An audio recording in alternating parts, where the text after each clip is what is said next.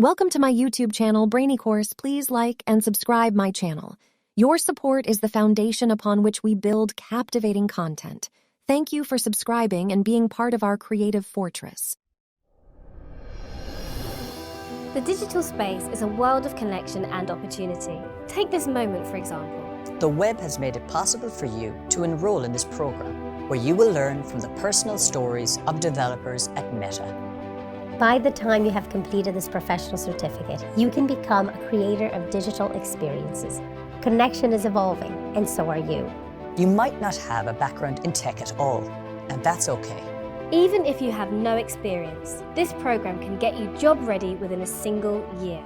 So, how can this professional certificate prepare you for a job at an organization like Meta? The Front-End Developer Professional Certificate will help you build job-ready skills for a front-end development role while earning a credential from Meta. From Meta developers, you will learn about how they collaborate to create and test responsive, high-performance websites and applications.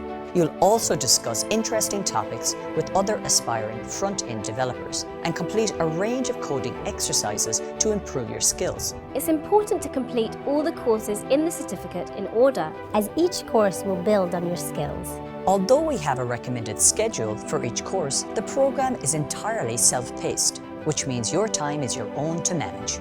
As you make your way through the first 4 courses in the certificate, you'll learn how to code interactive web pages using HTML, CSS, and JavaScript. You'll also learn how to use the Bootstrap framework before diving into the world of React, a widely used JavaScript library that was created here at Meta. Websites built using React are fast, scalable, secure, and allow for rich user experience. It's no wonder it's the choice of leading companies. For your final project, you will complete a beautiful professional website for your portfolio, complete with interactivity to showcase during your job search. You'll also be ready to collaborate with other developers, as you will have learned to use Git and GitHub for version control. If you're hoping to operate independently or in a smaller team, not to worry. We've also got you covered when it comes to the basics of user experience. You'll learn how to research a user's needs, create wireframes using popular industry tools like Figma, and design interactivity. In the final course, you will prepare for the coding interview. You'll practice your interview skills, refine your resume, and tackle some common coding challenges that typically form part of technical job interviews. Once you complete the program, you'll get access to the Meta Career Program's job board, a job search platform that connects you with over 200 employers who have committed to sourcing talent through Meta certificate programs. Who knows where you will end up? Whatever the future of connection looks like, you'll be part of its creation. Let's get started. Hello and welcome to this course on HTML and CSS. Every day when you browse the internet, you're interacting with HTML and CSS code. By now, you probably know a little bit about how that works. And if you're taking this course, you want to find out even more. That's great. There will be a short overview of HTML and CSS just after this introduction. But first, let's briefly go through what you'll be doing in this course. You'll start off by learning how HTML is used in the real world. This includes learning about semantic and meta tags and the importance of having a structured approach so that you can create well-formed web pages. Next up are user input and forms, and in this part of the course, you will create and test a form by yourself. You will learn about advanced input types, how to validate input and provide feedback to improve the user experience of a form. But what would the web be without media? The next HTML section will focus on bringing websites to life with media elements. You will learn how to embed video and audio players and even iframes. Following the module about HTML is one all about CSS. This part of the course will go beyond basic styling. You will learn how to create layouts with grids and flexboxes. You will also learn about CSS selectors and how you can combine them to refine the styling of elements on your web pages. Not only that, but you'll also learn how to use pseudo-class selectors to improve the interactivity of a web page. But there's even more. You will learn how to add effects on web pages using purely CSS, and you will cover basic transform and transition animations, as well as more advanced animations using keyframes. Next, you will learn how to use browser developer tools and UI testing to debug HTML and CSS code. The final part of the module is about the graded assessment. For this assessment, you will build a homepage for a fictional company, and you'll get an opportunity to review your classmates' projects as well, since this is a peer-graded assignment. There are many videos in the course that will gradually guide you towards your goal of becoming a developer. Watch, pause, rewind and re-watch the videos until you are confident in your skills. Then consolidate your knowledge by consulting the course readings and putting your skills into practice during the course exercises. Along the way, you'll encounter several knowledge quizzes where you can self-check your progress. And remember, you're not alone in considering a career as a developer, which is why you'll also work with course discussion prompts that help you to connect with your classmates. It's a great way to share knowledge, discuss difficulties, and grow a network of contacts in the web development world. You have probably encountered a few new words and technical terms in this video. Don't worry if you don't fully understand all these terms right now. Everything will become clearer soon. After all, this is part of the reason why you're taking this course. The average person doesn't know much about what happens behind the scenes when they browse the internet on their phone or computer.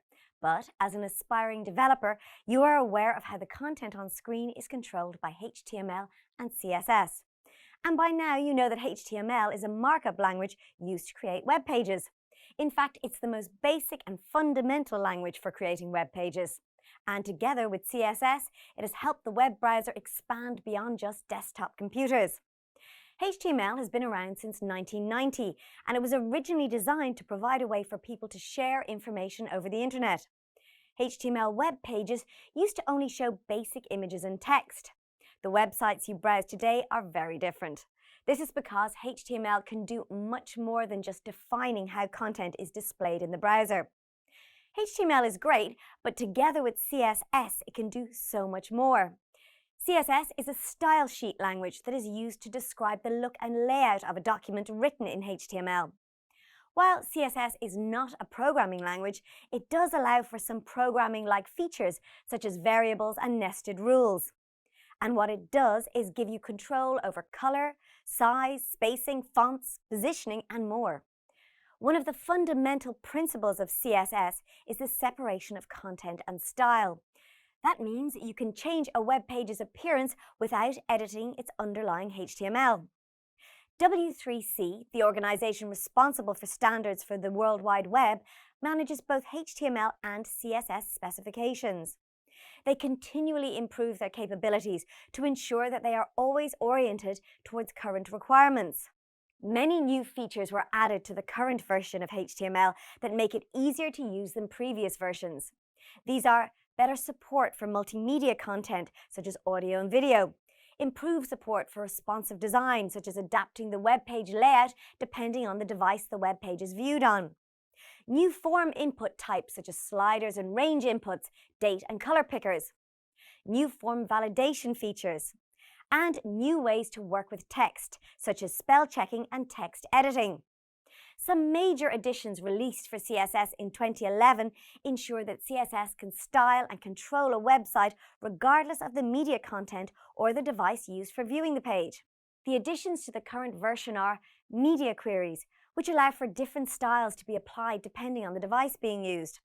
Box sizing, which allows developers to specify how they want their content to be sized and padded. Multiple backgrounds, which mean you can specify multiple background images for an element. Border images, which allow developers to specify an image as a border instead of a solid color or style. Text shadows, which mean you can add shadows behind text for a more three-dimensional look. And transformations and transitions, which allow developers to animate elements on a web page. In essence, the combination of HTML and CSS allows websites to adapt their design and layout based on the devices on which they're viewed. While this feature was initially used to support mobile devices like cell phones and tablets, the usage of HTML and CSS has grown beyond the traditional web browser and web pages. Today, web pages can be viewed not only on computers, cell phones and tablets, but also on video game consoles and even smart TVs. The web browser has truly expanded beyond traditional desktop devices, and it's all thanks to the combination of HTML and CSS.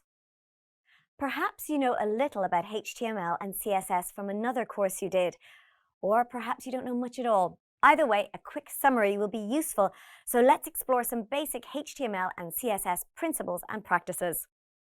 HTML stands for Hypertext Markup Language, but what does that mean? Hypertext is text which contains links to other text. Markup refers to tags and elements used within a document. HTML elements with their opening and closing tags and angle brackets make up a HTML document. These elements form the structure of a web page and describe what to display to the web browser. When it comes to HTML, it's important to know about the purpose of HTML in the web browser, the use of HTML tags and correct syntax, and how HTML elements are used in a web document. But what can you do with HTML? You can add images to a web page with HTML code. You can use it to display data in tables, and you can build forms with a wide range of inputs. Also, using the correct HTML structure and appropriate elements as a foundation is an essential part of building accessible websites. HTML can assist in ensuring web accessibility by supporting the technology people with disabilities use to interact with and understand websites. Another important concept to know about when you're talking about HTML is the Document Object Model, or DOM. Users need to be able to interact with elements on a web page. This means that a HTML document must be represented in a way that JavaScript code can query and update it. And that's the function of the DOM. It's a model of the objects in your HTML file. And web developers interact with the DOM through JavaScript to update content, set up events, and animate HTML elements. Now that you've covered the basics of HTML, let's move on to CSS, or cascading style sheets. If HTML is the frame and structure of a building, then CSS is the paint, wallpaper, fixtures, and overall style. CSS tells the web browser how to display HTML elements on screen. You use CSS to style elements within a HTML document, create an appealing layout for your web page using the box model, and arrange page elements using normal document flow. And that was your HTML and CSS refresher. Now get ready to dive deeper into learning more about these two topics. By now you know that HTML describes the content of a web page.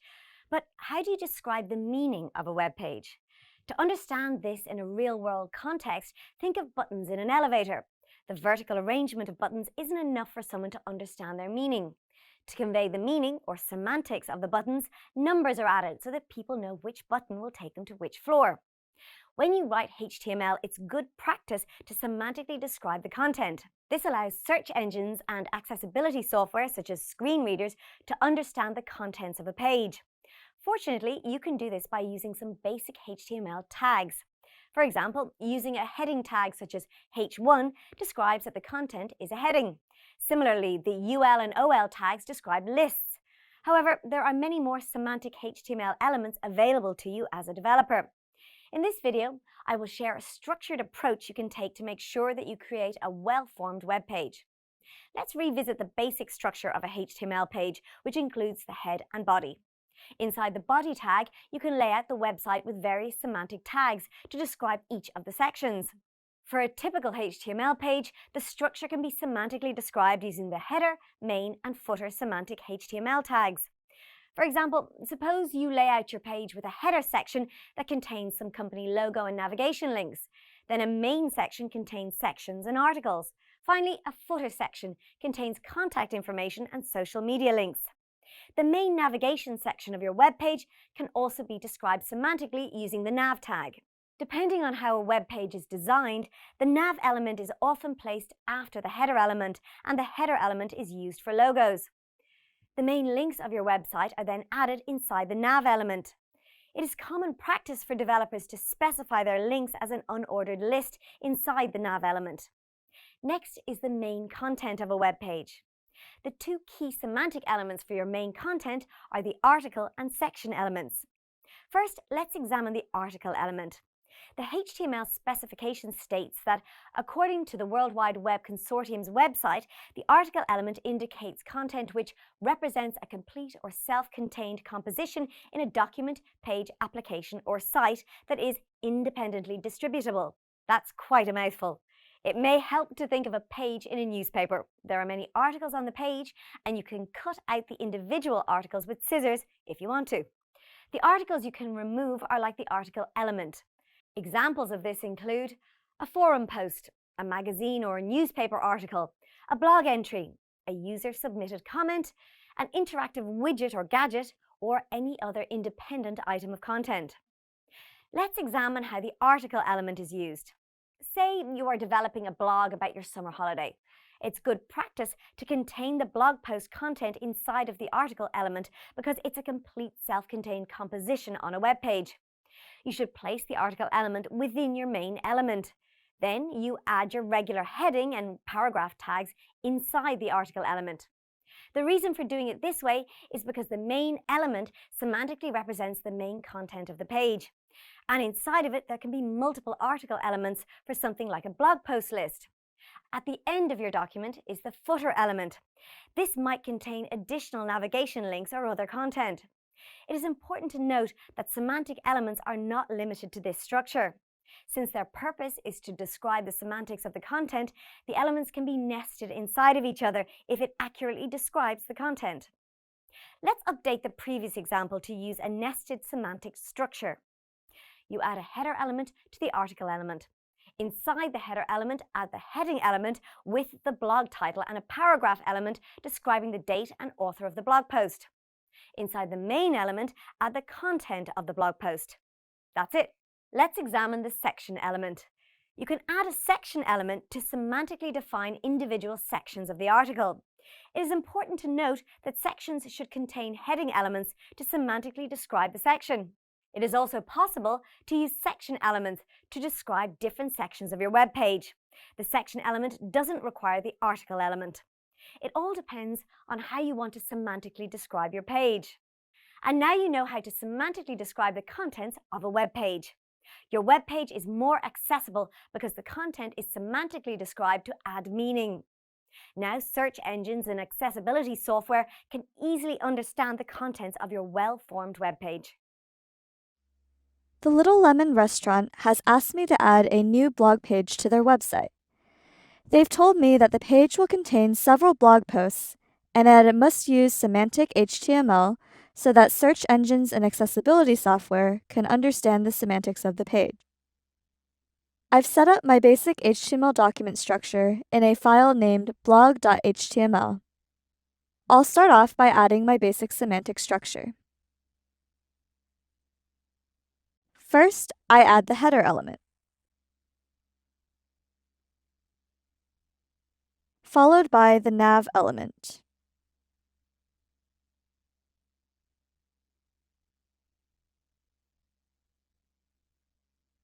followed by the main element, followed by the footer element. Remember, this structure describes the semantics of this HTML document. Specifically, the header element will be used to display the Little Lemon logo, and the nav element will be used to describe the navigational structure of the website. The main element will feature the main content of the web page, and the footer will be used to display copyright information. When a search engine or accessibility software reads this document, the semantic tags will help the software understand the purpose and meaning of different sections of the document. I will now add the details to each element. Inside the header element, I add the Little Lemon logo using the image tag.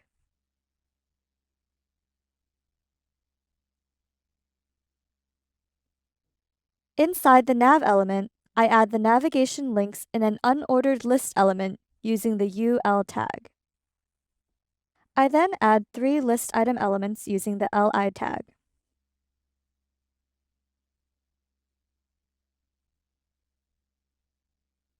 Inside the list items, I add the hyperlinks for index.html, location.html, and blog.html using the anchor tag.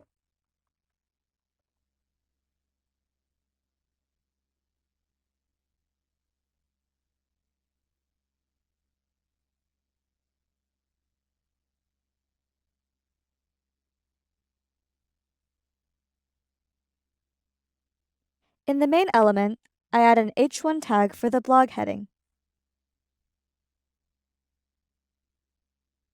The restaurant told me that there will be 2 blog posts for their website, so I add 2 article elements after the H1 element.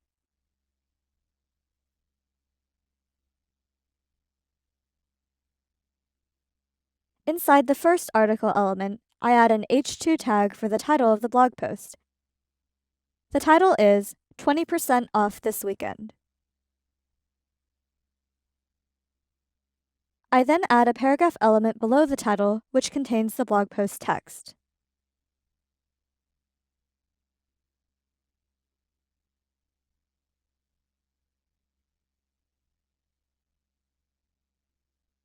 Inside the second article element, I add an H2 tag for the title, which is Our New Menu. Again, I add a paragraph element below the title, which contains the blog post text.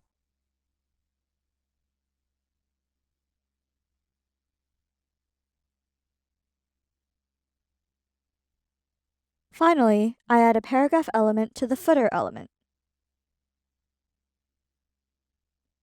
In this paragraph element, I add the copyright notice.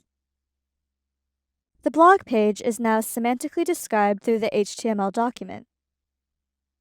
I now save the file by pressing Ctrl and S or Command and S on Mac. I then right-click the blog.html file and select Live Preview to preview the file.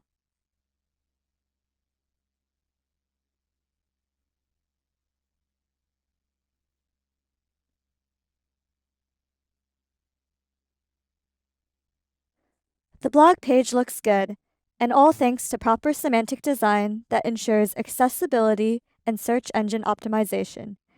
I'm sure that the Little Lemon restaurant will get lots of business through their blog, and their customers with disabilities will be able to access the blog with no problems. When was the last time you used a search engine? Probably in the last few hours or minutes. Perhaps you just wanted to quickly look something up, or maybe you needed more in-depth information on a topic. Either way, the search engine you used will have returned a list of results that were most relevant to what you searched for. But how does a search engine determine which web pages are most relevant? In this video, you will learn how search engines analyze web pages and how meta tags help provide information for search engines. A major part of launching a website is a process called search engine optimization, or SEO. This process involves making improvements to a website's content, semantics, and delivery to improve its ranking in search results. You might be wondering, what exactly does a search engine do when it analyzes a web page? Well, when a search engine visits your website, it analyzes the HTML document and media content. If it finds a link to another HTML document, it follows the link to that document and continues following links until it has finished analyzing the entire website. Based on the results of the analysis and the content on your website, the search engine will rank the website for various search terms. So, while your website might be the #1 result for one search term, it could rank very low for another. Every search engine has its own algorithm for ranking websites, and while it's not disclosed how the ranks are determined, there are many best practices you can follow to influence how search engines analyze and rank your website. But for now, let's just focus on how meta tags influence website ranking. Meta tags define metadata about a web page. What is metadata, you ask? It's data about other data, which in this case is data about the web page. Meta tags are added inside the head element of your HTML document. And as you know, nothing inside the head element is displayed in the web browser. In other words, meta tags are unseen elements within the browser. Note that there is no closing tag for the meta tag. The meta element has 2 attributes, name and content. The name attribute specifies the name of the metadata, and the content attribute specifies the value of the metadata. Let's examine some examples of metadata. The author metadata specifies the author of the web page. The name attribute is author, and the content attribute is the person and company who are the author of the web page. The description metadata describes the content of the web page. This is often used by search engines as descriptive text in search results. The name attribute is set to description, and the content attribute is the descriptive text. The keywords metadata was previously used to provide search keywords for search engines. However, this led to a lot of websites using the keywords metadata to manipulate search rankings. One of the major search engines now ignores this metadata, and another uses keywords metadata as a spam indicator. Because of this, it's recommended not to include this metadata in modern web pages. Another type of metadata is the robots metadata, and it tells search engines if and how they should analyze your web page. The name robots comes from the automated software, often referred to as bots, that search engines use to analyze websites. The content attribute for robots has 4 possible values. Index tells the bot to analyze the page. Follow tells the bot to also visit all links on the web page. No index tells the bot not to analyze the page. Some bots will ignore this, so it's best not to rely on this to stop bots from analyzing your page.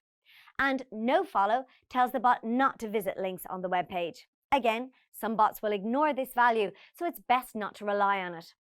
Finally, there's the viewport metadata. The viewport metadata is important when designing responsive web pages. Why, you might ask? Because when a web page is viewed on a phone or tablet, the device will by default attempt to render the web page as if it is being viewed on a desktop. This results in a poor browsing experience for the user.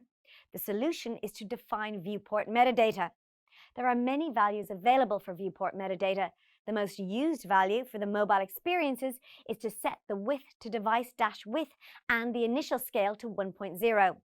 You can learn more about viewports in the additional reading.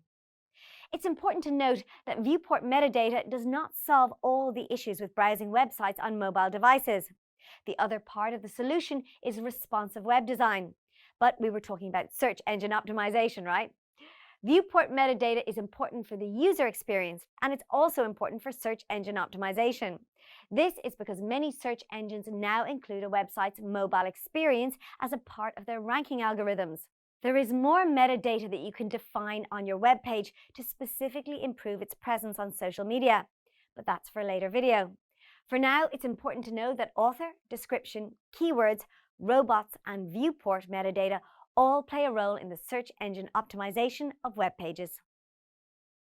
An important part of being a developer is not just the tools you use, such as your integrated development environment, but also the repository of knowledge and code templates you build up over time. In this video, I'm going to introduce you to one of these templates, which will help you get set up quickly for building web pages. Let's open Visual Studio Code to go through the template step by step. In the folder, we have index.html along with a JS folder and a CSS folder. Inside the JS folder, there is a file named script.js. There is no content in this file. It is added to this folder so that you can easily add JavaScript code to the web page. I recommend that you add any other JavaScript files to this folder too. Next, I'll open the CSS folder. In the folder, there's a file named styles.css. Again, there is no content in this file, but it is here so that you can easily add CSS rules to the web page. Again, it's best if you add any other CSS files also to this folder. I go back to my template folder and open it in Visual Studio Code. I open the index.html file. The file has a semantic HTML document structure set up. At the top, there is the doc type declaration followed by the HTML root element. Inside the root element, there are the head and body elements. In the head element, the title and meta tags are already optimized for search engines. I recommend that you update the title along with the description and author meta tags. Below are the meta tags for the Open Graph protocol. Don't worry about the details of these tags just yet, as you'll learn about them in a later video. For now, the main thing to know is that if you plan on sharing the web page on social media, you should remember to uncomment this HTML section and update the content attributes. The next block of commented out code is for icons. If you want to show an icon in the web browser tab for your website, you can update the href attributes here to point to your icon. Remember, you always link elements for the CSS style sheet to the last section of the head element. To speed things up for you, there is a link already set up to reference the styles.css file in the CSS folder. By now, you can probably see how useful this template is. Let's continue to the body element. The body element already contains a basic semantic structure. This includes the header element for your website title or logo, the nav element for your website navigation, the main element for your main content, and the footer element for any copyright notices or links to secondary web pages. Below the footer element, you add script elements for JavaScript files. To make your life easy, a script element is already set up to reference the script.js file in the JS folder. With this template, you'll be able to quickly start building out web pages. It's worth keeping a copy of this template on your local machine to use and reference in future projects. In this video, you've been introduced to a semantic HTML template that you can use for building web pages. Good luck. Social networks are a great tool to share content with friends and family, and even with co-workers and business partners. When you share a link, most social networks generate a preview of the link to let users know what the linked web page is about. Now that you're learning more about front-end web development, you're probably wondering how social networks generate these previews. In this video, you will learn how meta tags help web pages create previews of other web pages. By using meta tags to control what information is displayed to users, you can get more clicks when you share your websites. But the meta tags web developers use for this purpose are different from the traditional SEO meta tags that you learned about earlier in this lesson. Traditional SEO meta tags are oriented toward search results, not direct links. Facebook's rapid growth led to millions of people sharing thousands of links every day. To improve the user experience, they had to find a way to display information about a website before a user clicks on the link. To address this challenge, Facebook established the Open Graph Protocol in 2010. The Open Graph Protocol is a set of metadata rules that allow web pages to describe themselves to social networks. There are many metadata options available within the protocol, but before you learn about them, let's first discuss how the Open Graph Protocol metadata is defined. Earlier in this lesson, you learned that meta tags are defined inside of the head element of a HTML document. The Open Graph Protocol also uses meta tags added to the head element, but they are slightly different. Instead of the name attribute, the Open Graph Protocol uses the property attribute to define the metadata name. Then, like the regular meta tags, it uses the content attribute to define the metadata value. Each property in the Open Graph Protocol starts with OG: as a convention to identify it as an Open Graph Protocol related tag. The Open Graph Protocol requires that you must always include 4 properties on a web page. These are title, type, URL, and image. The title property defines the title of the page. This is the text that will appear in the preview. The type property defines the type of content, such as website, video, music, or article. Depending on the value you specify as the type, other properties may be required. You will learn about these in a later video. The URL property defines the permanent web address that the social network must use for the specific page. The image property defines a URL to an image that must display when the website is shared. Together, these Open Graph Protocol properties enable social media platforms to create a preview of the shared web link. Say you share a blog post. The title of the post is the OG title. The blog post URL is the OG URL, and the image that displays is the OG image. There are several other optional properties that you will learn more about later, but let's briefly explore 3 of these. The description property provides a description of the web page. The locale property describes the language and territory of the web page's content. For example, EN_US specifies that the page is in English and the locale is the United States. And the site name property describes the name of the overall website that the web page belongs to. You've now learned how to use metadata to describe web pages so that social networks can improve user experience by previewing shared content. Next time you share a website on a social network, you can use what you've learned about Open Graph Protocol properties to generate more clicks. Little Lemon Restaurant has hired a marketing firm to help them advertise their business. The firm recommends that the restaurant run a social media campaign. So the owners of the restaurant asked me to make sure that the website is ready to be shared on different social media platforms. Now let's examine how to prepare a web page so it can be linked on social media platforms. I've opened index.html in Visual Studio Code. At a minimum, I need to add 4 pieces of metadata required by the protocol. To do this, I add the 4 meta tags inside the head element. On the first meta tag, I add the property attribute and set its value to OG:title. I then add the content attribute and set its value to our menu. This metadata is the title that will be displayed in the preview on the social media platform.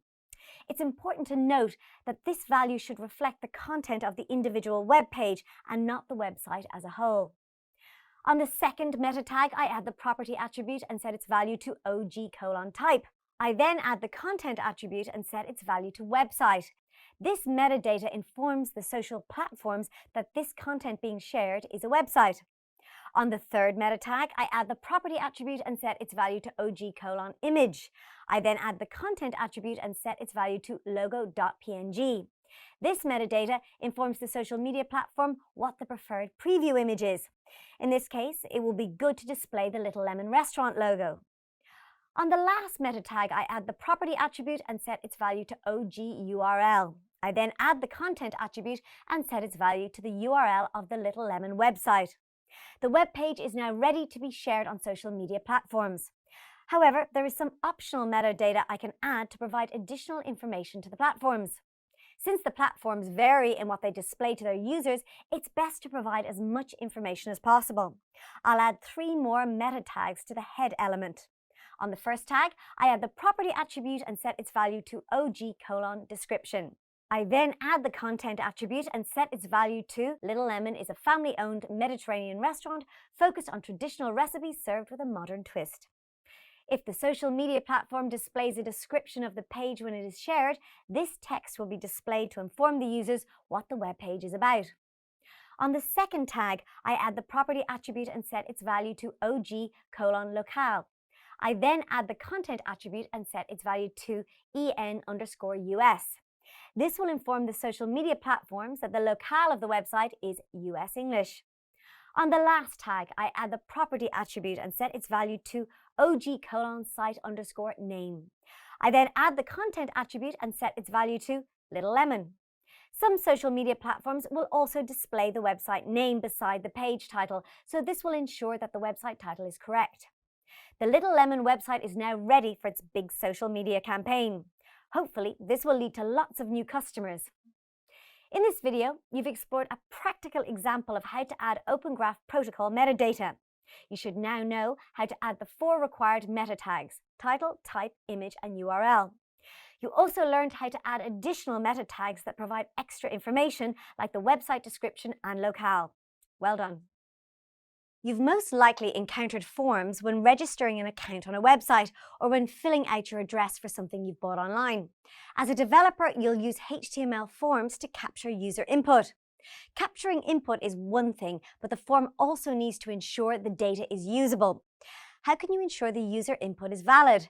For example, let's say you are building an online food delivery website. Say a user accidentally makes an error when entering the delivery address and the form accepts it, although the location does not exist. It will cause a very bad user experience when the food never arrives. This is where form validation comes in. Form validation is a process that ensures that the data entered by the user in a form is valid and conforms to rules defined by the developer. There are 2 methods of form validation: client-side validation and server-side validation. Client-side validation checks for errors as soon as they are typed into the form. This is done by the web browser or by JavaScript code and provides the user with immediate feedback. The client-side validation process starts by checking if a form has been filled out correctly. If there are no errors, the form will be submitted to the server for processing. However, if there are errors, an error message will alert the user of the invalid data and how to change it for successful submission. For example, you decide to use the input element with its type attribute set to email. If the user does not enter a valid email address, the web browser will display an error message informing them that the data they entered is not a valid email address. On the other hand, server-side validation checks for errors after the data has been submitted to the web server. Server-side validation is more secure because it prevents malicious users from tampering with your website's code and submitting invalid data to your server. When the form data is received by the web server, the backend will validate the data before processing it. This validation can run more complex checks, such as checking the data against a database or validating the data against business requirements. Most websites use both client-side and server-side validation to provide immediate feedback to users, but also to protect against malicious data submission and to ensure data integrity. Let's examine how HTML allows you to do simple client-side validation. HTML has several input types that are validated by the web browser. As demonstrated in the example, email is used for email addresses. Others include tel for telephone numbers, URL for URLs such as www.meta.com, date for date values, time for time values, number for numeric values, range for numeric values which have a minimum and maximum value, and color for color selection. Say, for instance, a user makes mistakes on a user account form when entering a telephone number and a URL. The browser will validate the entered data against the requirements of the input type and provide user feedback. Another example is the required attribute, which indicates that the user must supply a value to an input field. The web browser will alert a user if a required value is outstanding. And that's the basics of client and server-side validation of forms. You'll learn more about HTML validation capabilities later in this lesson. The Little Lemon restaurant wants to expand its service by taking online orders to deliver food to customers at home. To do this, they need their customers to set up an account on their website. In this video, you will learn how to create a simple sign-up form for user accounts on the Little Lemon website. I have set up my basic HTML document structure in a file named signup.html. I start off by adding the form element. The restaurant requires that the customer data is sent securely, so I will set the method attribute to post so that it is submitted using an HTTP post request. You will learn more about different methods of form submission later. For now, you just need to know that if you send a form via an HTTP post request, it improves the data security of the form. The restaurant wants to collect the customer's first name, last name, and email address. Of course, the form also needs a field for the password and another to confirm the password, so I need to create a form with 5 fields in total. I'll start by adding the input elements, also known as the form fields. First, I'll set up 6 div elements, 1 for each input element and 1 for the sign up button.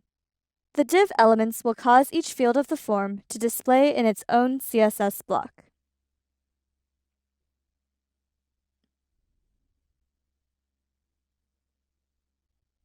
Now I'll start adding the input elements. I add an input element for the first name to the first div element.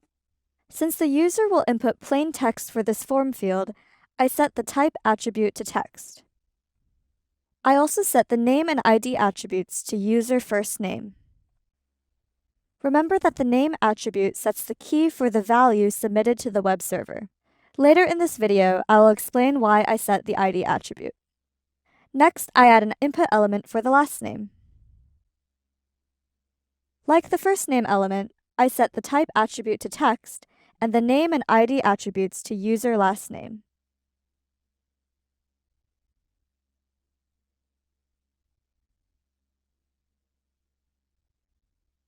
I then add an input element for the email address. To make sure users enter a valid email address in this field, I set the type attribute to email. Earlier you learned that doing so establishes HTML's client-side validation. I also set the name and ID attributes to user email.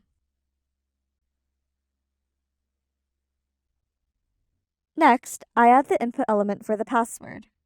I want the password to be hidden on screen as the user types it, so I set the type attribute to password.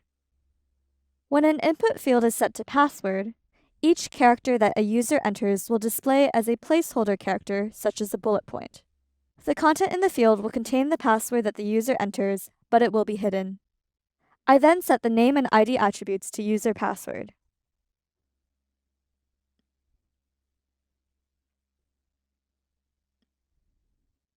Finally, I add the input element for confirming the password. Again, I set the type to password to hide the content of the input field on screen. I then set the name and ID attributes to user confirm password.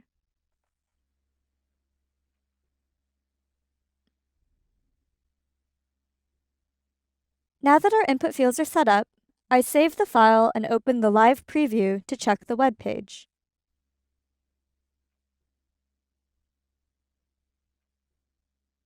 Everything displays correctly. However, I'd like to improve the user experience by informing the user what each field represents. To do this, I'll add a label element before each input element. And now I want to explain why I set the ID attribute for each input field earlier in the video. The reason for this is that it allows me to associate a label with each input element. Labels improve the user experience and assist accessibility software in understanding the form. I now add a label element above the first input element. Inside the label element, I add the descriptive text for the input field. In this case, the text description will be first name. Then, to associate the label with the input field, I add the for attribute and set its value to match the value of the ID attribute of the input element. Finally, I'll add a line break tag after the label element so that the input field displays below the label. I then repeat the same process for each input element.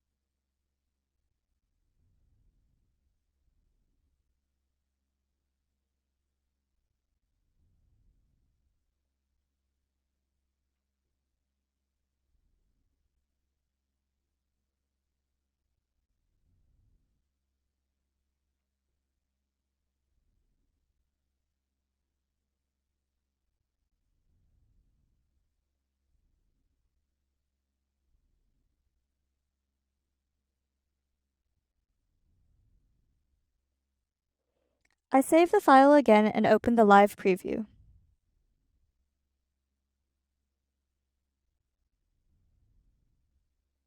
Ah yes, that's much better. The form labels now display above the input fields. To finalize the form, I need to add one more thing, the submit button. Inside the last div element, I add a button element. I set the button type attribute to submit. Then inside the button element, I add the text sign up. I save the file again and open the live preview.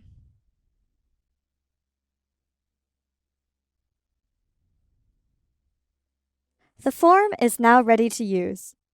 Once the backend is set up by a backend developer to accept the data submitted via the form, users will be able to create their accounts. In this video, you learned how to create a basic form with several different input fields, each in its own CSS block. You covered how to set the method attribute to submit the form in a secure way. And you also now know how to associate a label with an input field to improve the user experience. Good luck with creating your own sign-up forms. Have you ever completed a form online and then after you've clicked on the submit button, one of the fields turned red? There are many reasons for error messages when you complete online forms. The format could be wrong, but sometimes an error results when a field is empty or if a value is too long or too short. As a developer, you can use HTML and CSS to guide users to enter the correct data on forms and in this way save web server resources. In this video, you will learn more about the capabilities of client-side validation in HTML and how to use CSS to effectively alert users when data is incorrect. By now, you've learned about the different HTML input types and how they validate the format of data. But there are additional attributes that you can apply to elements for further validation. First, let's explore how you can ensure that the user provides a value to a form field. This example of a login form contains two fields, one for the username and one for the password. It also contains a submit button to submit the form. If a user hasn't added a username or password and clicks the submit button, the browser will allow the form to submit to the web server. But this is a waste of server resources. Because although the server-side validation will pick up the missing information and prevent the processing of the request, a HTTP request was still submitted. Let's improve this form by using client-side validation to ensure the user enters values to both fields. Now, with the required attribute in the code, if one of the fields is empty and the user clicks the Submit button, the request will not be submitted to the web server. The web browser will focus on the first empty input element and inform the user that a field is empty. Now the form creates a much better user experience and prevents unnecessary usage of web server resources. But user input that is too short or too long would also result in unnecessary submissions to the web server. So another way to validate user input is to specify the required length for data. Let's say you want the usernames to be at least 3 characters long and a maximum of 12 characters. Or maybe you want to ensure more secure passwords by requiring a minimum password length of 5 characters. Fortunately, there are 2 more attributes you can use to ensure the correct length of data. You can add the min length and max length attributes to the fields to specify the required length. In this case, since the minimum value for the username is set to 3, a 2-character entry would be invalid. If you click the Submit button now, the web browser will inform you of the length requirements. A built-in function of the browser will generate the message displayed on screen. Again, a much better user experience and management of web server resources. Now let's focus on the way the browser communicates errors to the users, like a form field that turns red when the data is invalid. This can be readily implemented using CSS. To highlight a field in red when the data is invalid, you use the input element selector. You then apply the pseudo class selector called invalid. You will learn more about pseudo class selectors later in this course. For now, the key thing to know is that they are used to select elements based on their state, such as whether the input data is valid or invalid. And then you add a CSS property to set the border of the element to red. But since all the form fields are empty when the form loads initially, their state is still practically invalid. This will cause all form fields to display red from the start, like demonstrated in this real-world example of a login screen. Ideally, you only want fields to appear red as the user enters invalid data. To do this, you need to apply another pseudo class called focus, which checks if the user is currently entering data into this field. Now the form will appear normal when the page first loads. And when the user starts inputting data, the field will turn red if the data is invalid. This video gave you a brief introduction to how you can use client-side validation and CSS pseudo-class selectors to improve the user experience of forms. As you learn more about JavaScript in other courses, you will be able to use even more advanced techniques to improve form validation. You've surely booked something online before. Perhaps it was tickets to a show or accommodation for a holiday. The ability to book things online is super convenient. That's one of the reasons why the Little Lemon restaurant is adding a table booking system to their website. By now you should know that a HTML form will be an ideal solution for that. Like most restaurants, Little Lemon has different table sizes and different sections in the restaurant where customers can be seated. Therefore, the HTML form must allow customers to decide between the available table sizes, as well as if they want to sit indoors or outdoors. Since both choices have limited options available, it will be best to use radio buttons for the input. Radio buttons are ideal for this form because they allow me to set up groups of options of which only one option in the group can be selected. Now let's explore how to set up a HTML form with radio buttons. I've opened Visual Studio Code and added a new file called booking.html. I've set up the basic HTML structure and added a form element. First, I'll add 2 field set elements, one for the table size and one for location. The field set element defines a group for the radio buttons. Without the field set elements, all radio buttons will belong to the same group, but for this form, we need 2 groups. On the first field set element, I set the ID attribute to size. On the second field set element, I set the ID attribute to location. Below the field set elements, I add a button element. On the button element, I set the type attribute to submit. Inside the element, I add the text book table. There are 3 different table sizes available at Little Lemon: 2-person, 4-person, and 6-person tables. Inside the first field set element, I add 3 input elements representing the 3 different table sizes. On the first input element, I set the type attribute to radio and the value attribute to 2. I then set the name attribute to size. It is important to set the name attribute value to match the value of the ID attribute in the field set. This tells the browser which field set the input belongs to. After the element, I add the text to person table. On the second input element, I set the type attribute to radio and the value attribute to 4. I then set the name attribute to size. After the element, I add the text for person table. Since the for-person table is the most common booking, I want to have this option selected by default. To do this, I add the checked attribute to this input element. On the third input element, I set the type attribute to radio and the value attribute to 6. I then set the name attribute to size. After the element, I add the text 6-person table. In the second field set element, I add 2 input elements representing the table location at the restaurant. On the first input element, I set the type attribute to radio and the value attribute to indoors. I then set the name attribute to location, matching the ID of the second field set element. Since the indoor booking is the most common, I'll add the checked attribute to this input element so that it is selected by default. On the second input element, I set the type attribute to radio and the value attribute to outdoors. Again, I set the name attribute to location. I save the file and open it in live preview. Success! The form is set up correctly. Let's test it. If I choose an option for the table size and then choose a different option, my previous choice is deselected. The table location field behaves the same. I can only choose indoors or outdoors. However, I'm testing this form on a laptop with a large screen. On a mobile device with a way smaller screen, it may be difficult for the user to accurately select the small button elements. Luckily, there is a way to improve this by setting the text and button as the input area. I open booking.html again. For each input element and text, I wrap them in a label element, which will group the text with the input element. I save the file again and return to live preview. If I click on the text now, the corresponding input element is selected. Selecting the desired choice will be much easier on a mobile device now. A user will be able to select the button specifically. This form has a much better user experience now. In this video, you've covered how to use radio buttons to create a simple online booking form. Hopefully, Little Lemon will get a lot more table bookings now. The Little Lemon restaurant is becoming very popular in their local area. So much so that a second Little Lemon restaurant opened in another nearby area. Because of this, they want to update their online booking form. They've also added some new table sizes to the restaurant, so they want to replace the table size field on the form with a field for the number of people instead. They also don't need the table location field anymore.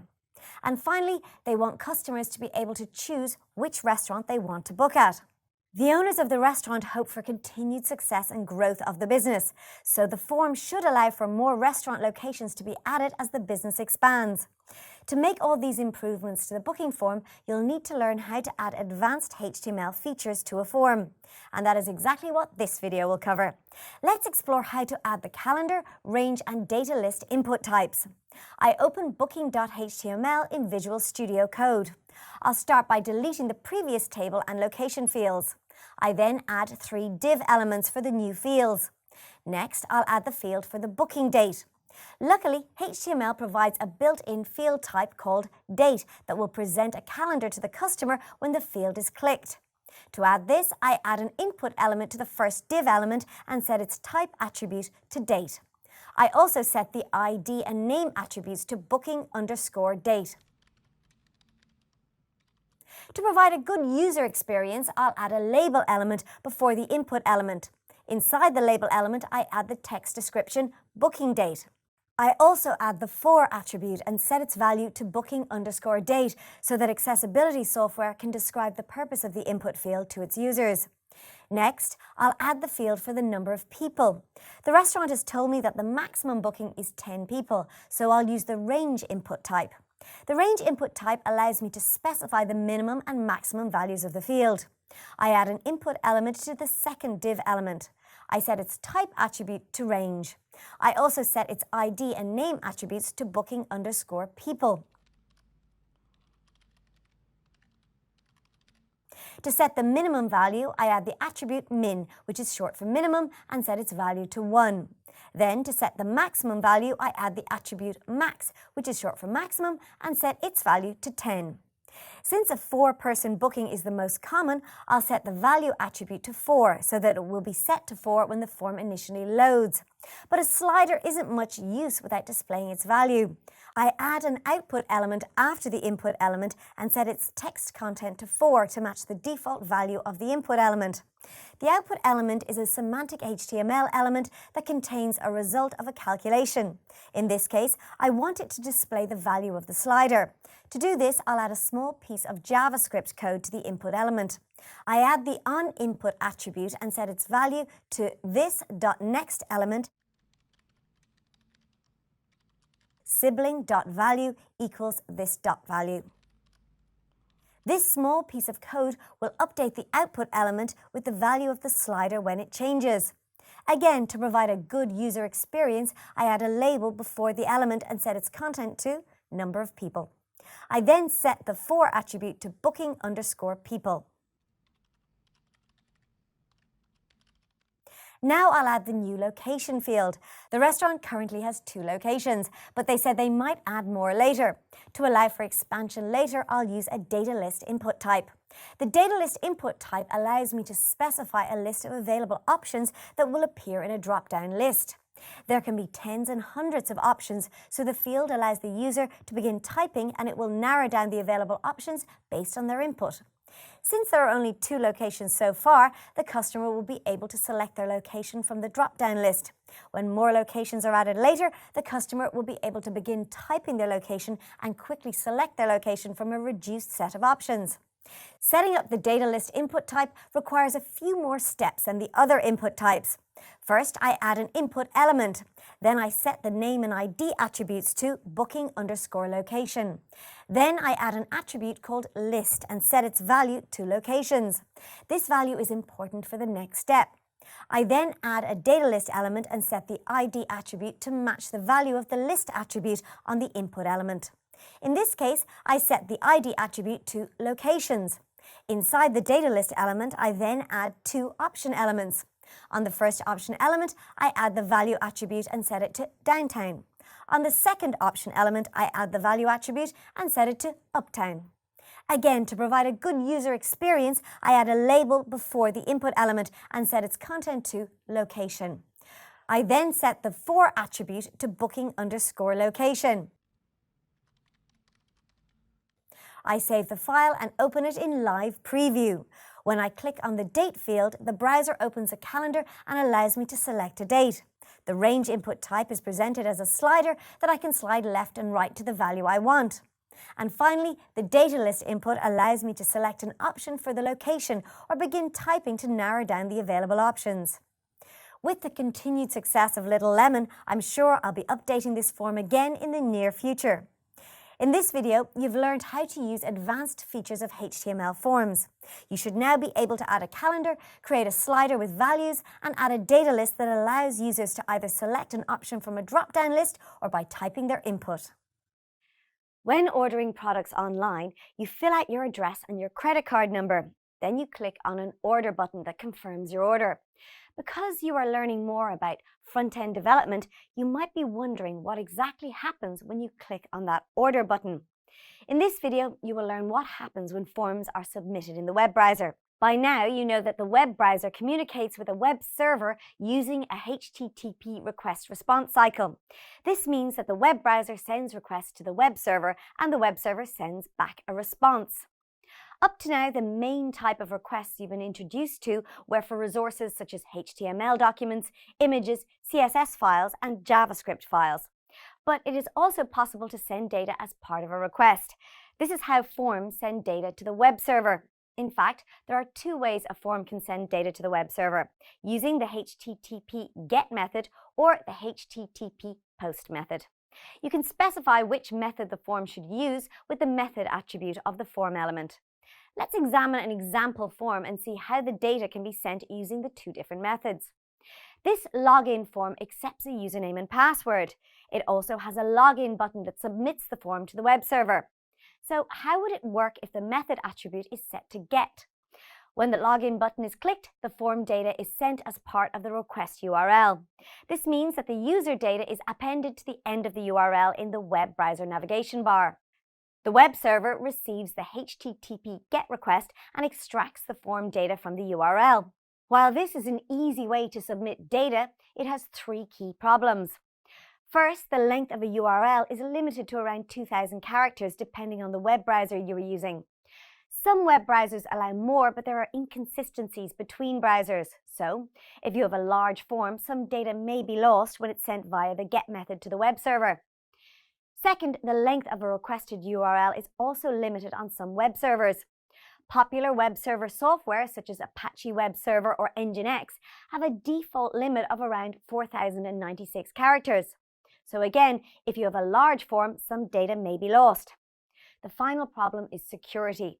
Since the data is included as part of the URL, it means that your data is stored in your web browser history and possibly in the request logs on the web server.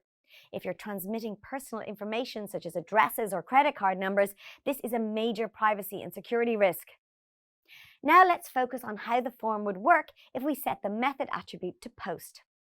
When the form is submitted using the post method, the form data is inserted into the content of the HTTP request. When the submit button is pressed, it will send an HTTP post request with the data contained in the body of the request.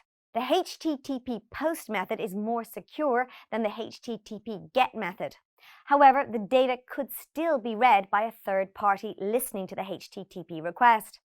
To secure this completely, HTTPS is used to encrypt the data so that only the sender and receiver can understand the data. Once the web server receives the request, it processes it and sends back a HTTP response. If the request was successful, the response will direct the web browser to a new web page. If errors occurred, there are many ways this can be handled by the web page, as explained in a previous video. You should now be familiar with how forms are sent to web servers and the difference between GET and POST. Welcome to my YouTube channel, Brainy Course. Please like and subscribe my channel. Your support is the foundation upon which we build captivating content. Thank you for subscribing and being part of our creative fortress. These days, it's difficult to think of using the internet without streaming music or videos, but this wasn't always possible on the World Wide Web. How do you, as a developer, add videos and audio to a web page? Luckily, it's quite straightforward, thanks to HTML and modern web browsers. HTML video and audio tags are used for embedding media on a web page, and both tags support different file types that can be played in the web browser. For videos, the following file types are supported by most web browsers: MP4, WebM, and OGG. For audio, the following file types are supported by most web browsers: MP3, WAV, and OGG. Let's examine how to use the video tag. You start with the video tag itself. Then you add a source element. Note that the source element has no closing tag. In the source element, you add two attributes: src, also known as source, and type.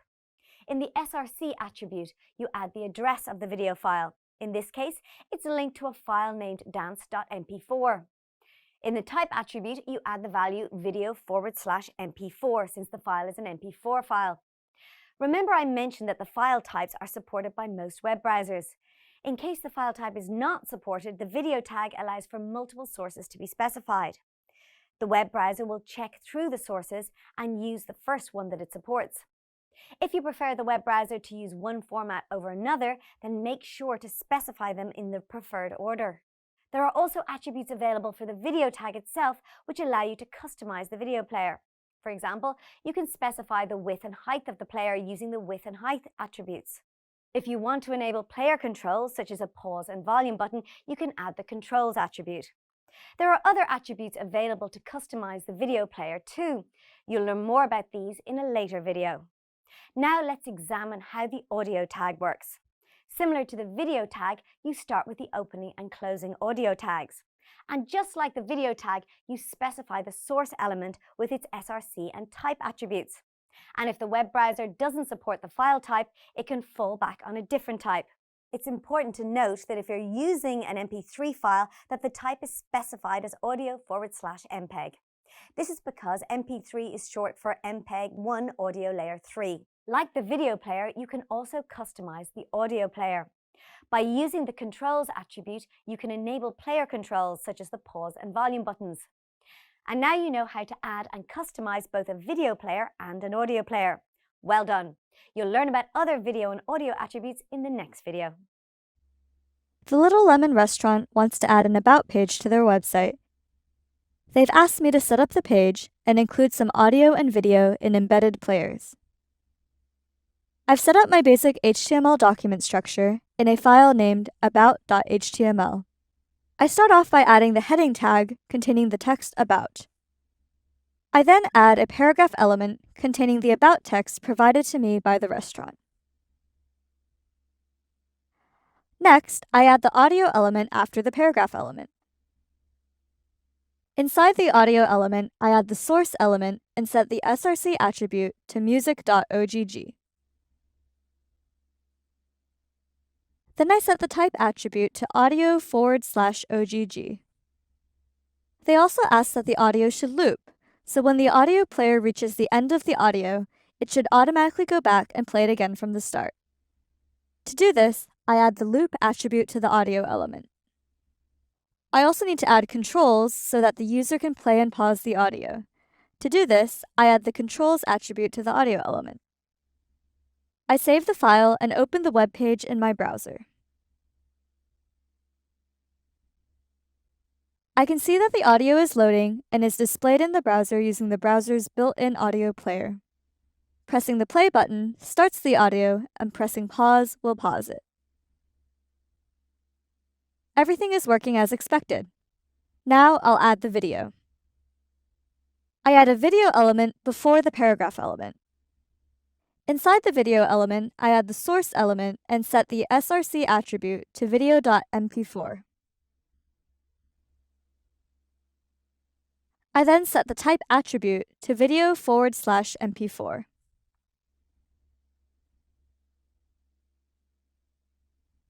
I want to reserve the appropriate amount of space on the web page for the video, so I go back to the video element and set the width attribute to 320 and the height attribute to 240. To provide a good user experience, I'll also enable the video controls. To do this, I add the controls attribute to the video element. I save the file again and open the page in my browser. The video appears and I can click on the play button to start the video. However, the restaurant requested that the audio of the video should be disabled by default. To do this, I go back to my HTML and add the muted attribute to the video element. I save the file again and open the page.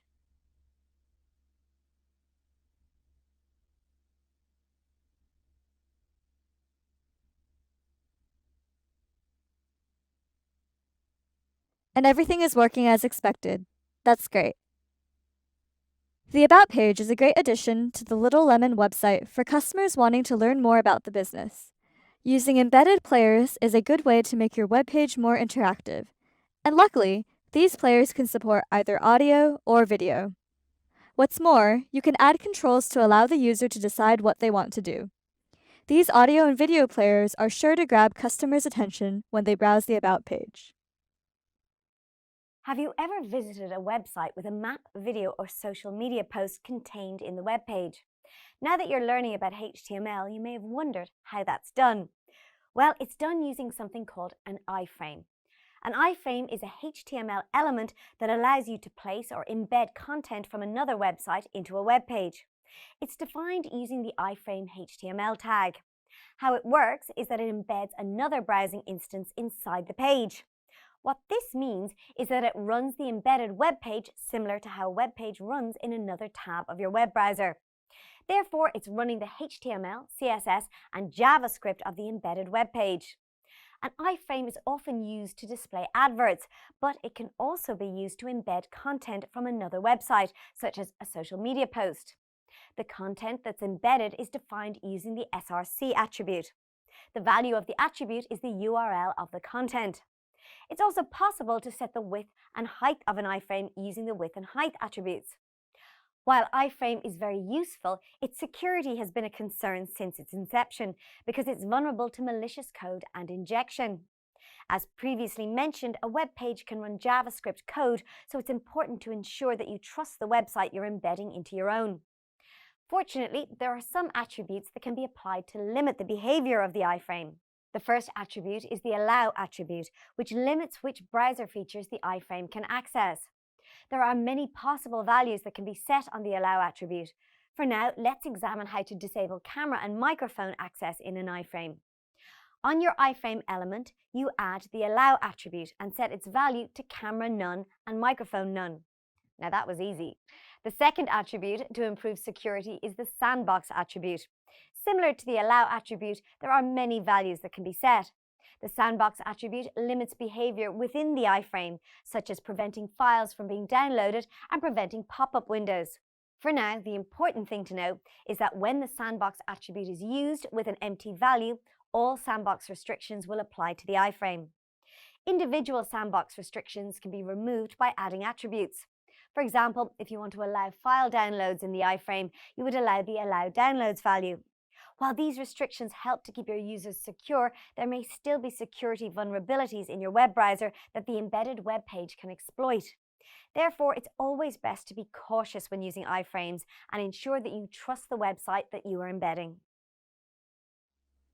The Little Lemon restaurant has partnered with another restaurant for cross-promotional purposes.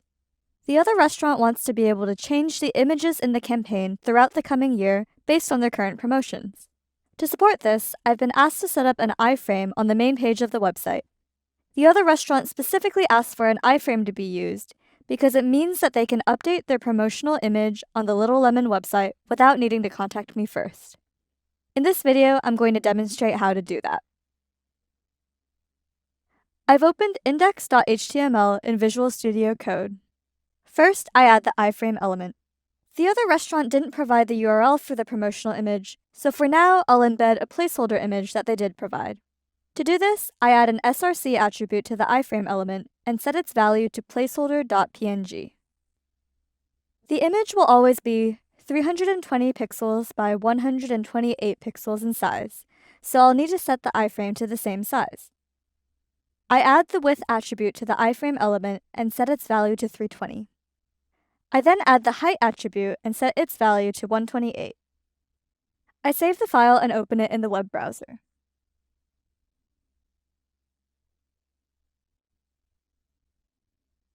The image is correctly placed on the web page.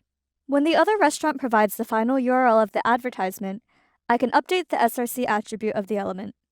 However, the Little Lemon restaurant has expressed security concerns about embedding content, especially now that they have online ordering and customers interacting with their website. Their concerns are valid, as there are many security vulnerabilities with embedding content from another website. To address these concerns, I've decided to sandbox and limit the capabilities of the iframe element. I open my index.html file again. I then add the sandbox attribute to the iframe element.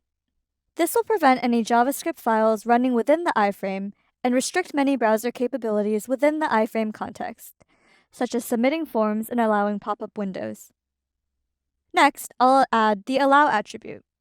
The allow attribute accepts multiple values, and the values are separated by semicolons. I want to disable several browser features for the iframe. These include payment, microphone, and camera access. In the allow attribute, I first add the word payment followed by a space character, then a single quote, the word none, and another single quote to disable payments. I then add a semicolon. Next, I add the word camera and again a space followed by the word none in single quotes. This will disable camera access. I then add another semicolon. Finally, I add the word microphone and again add a space followed by the word none in single quotes. This will disable microphone access. I save the file and open it in the web browser.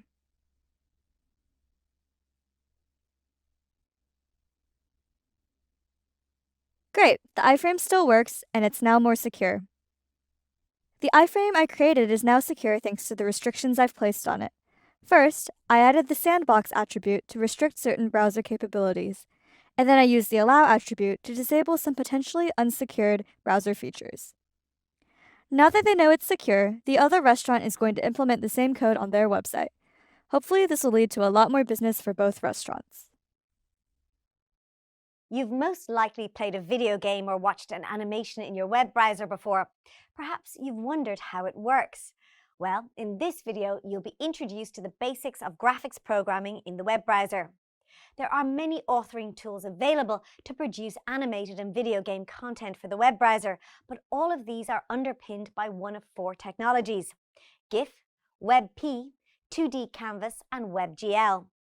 The graphics interchange format, or GIF, along with the WebP image format are used for animated images. An image using this format has no interactivity, but is popular for embedding animated content and for building 2D video games and animations. The 2D canvas allows 2D graphics to be drawn in the web browser. It's popular for building 2D video games and animations. The logic and behavior of an animation or video game is defined using JavaScript. But what about 3D graphics? WebGL is a popular technology for building 2D and 3D animations and advanced graphics. The benefit of WebGL is that a dedicated chip in your device, called a graphics processing unit, or GPU, does the calculations when graphics are rendered to the screen. This allows for complex calculations such as lighting simulation and rendering massive 3D worlds. It is important to note that while WebGL will always use the GPU, it's not guaranteed that the 2D canvas will use the GPU. This will depend on the web browser implementation.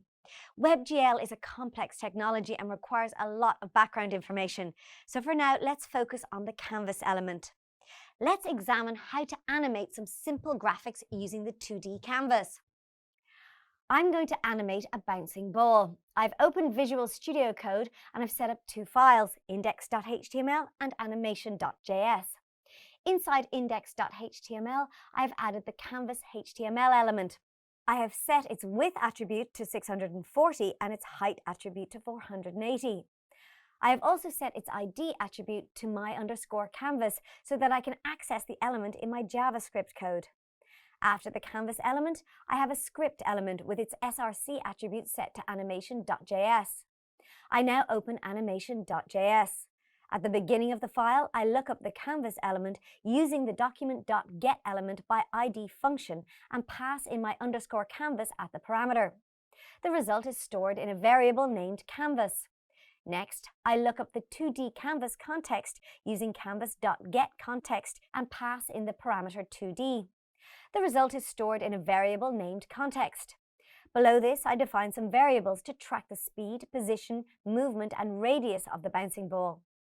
Next, I define a function called moveBall. It is responsible for moving the ball across the screen and changing its direction once it reaches the left or right side of the screen.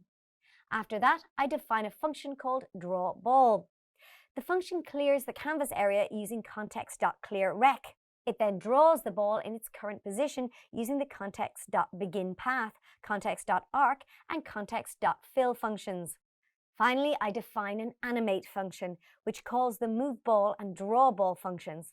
After doing this, it then calls window.requestAnimationFrame to schedule the animate function to be called again. At the end of the file, I call window.requestAnimationFrame to start the animate function being called. Using a small amount of JavaScript code, I've animated a bouncing ball. This is a straightforward example of the capabilities of the 2D canvas. There are many more possibilities to develop animations in video games, and there are also many libraries available to simplify development. These are linked in the additional resources reading. You've reached the end of this module on HTML. It's now time to review what you've learned in these lessons. You began this module by exploring the question, how is HTML and CSS used in the real world? You learned about the role of a HTML and CSS developer, what entry-level jobs and career paths are available to you, and what a day in the life of a developer looks like, and who you'd work with as a HTML and CSS developer. You also learned what the relationship is between HTML and CSS, how HTML and CSS are continually improving, and how HTML and CSS usage has gone beyond desktop PCs. Next, you learned about semantic and meta tags. You should now be able to recognize how and why semantic tags are used, use basic semantic tags, and have an appreciation of the structured approach needed to produce a well-formed web page. You also explored the topics of metadata and meta tags using templates, layout design, and social media cards. Following your exploration of these topics, you should now be able to explain why metadata and meta tags are used, add basic Open Graph Protocol meta tags to HTML documents, and demonstrate the application of the OG protocol when setting up a social media card. You then moved on to study user input and forms. This topic included learning about forms and validation, client-side validation, form submission, radio buttons, and browser differences. You learned how to create and test a basic form, identify the potential of HTML validation types, and explain how forms send data to the web server. In addition, you should now be able to demonstrate the use of radio buttons and explain how to ensure that forms display consistently across browsers. Following this introduction to user input and forms, you then covered media elements. This topic included video and audio, embedded players, iframes, and the canvas element. You should now be able to embed video and audio in a web page, create a video and audio player that can rate the media played, recognize the purpose of the iframe tag and learn to identify and mitigate security risks when using the iframe tag, and identify the uses of the canvas element. You should now be familiar with the basics of HTML. You now know more about the role of a HTML and CSS developer and the kinds of things you'll be doing when working as one, like using semantic tags to construct a well-formed web page, or how to use inputs and forms or embed videos and audio. Well done, you're making good progress on your learning journey. Welcome to my YouTube channel, Brainy Course. Please like and subscribe my channel. Your support is the foundation upon which we build captivating content. Thank you for subscribing and being part of our creative fortress. CSS, or cascading style sheets, is a set of rules that enhance the appearance of web pages.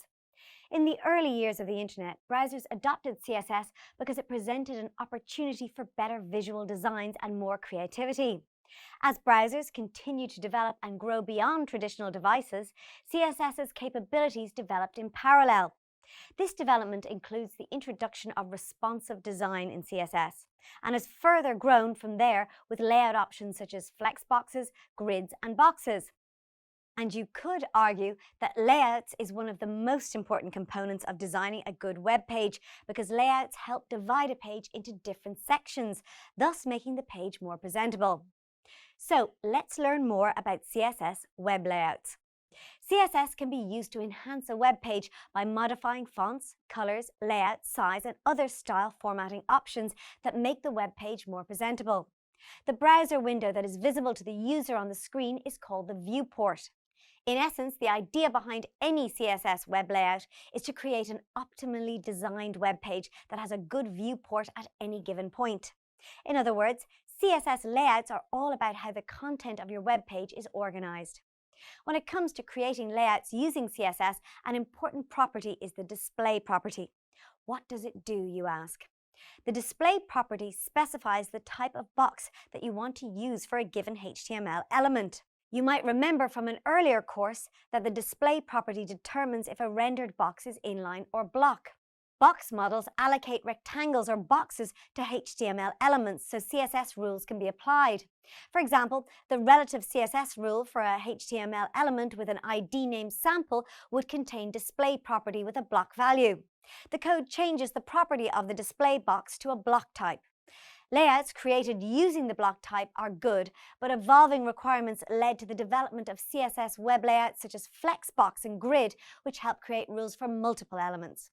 They added more flexibility and dimensionality with better options for fine-tuning specific sections of a web page.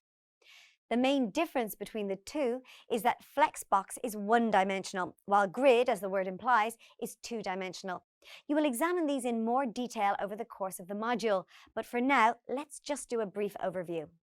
Flexbox is short for Flexible Box Model, and it was introduced before the Grid layout. For example, the Flexbox property with an ID named sample contains the display property with flex as its value.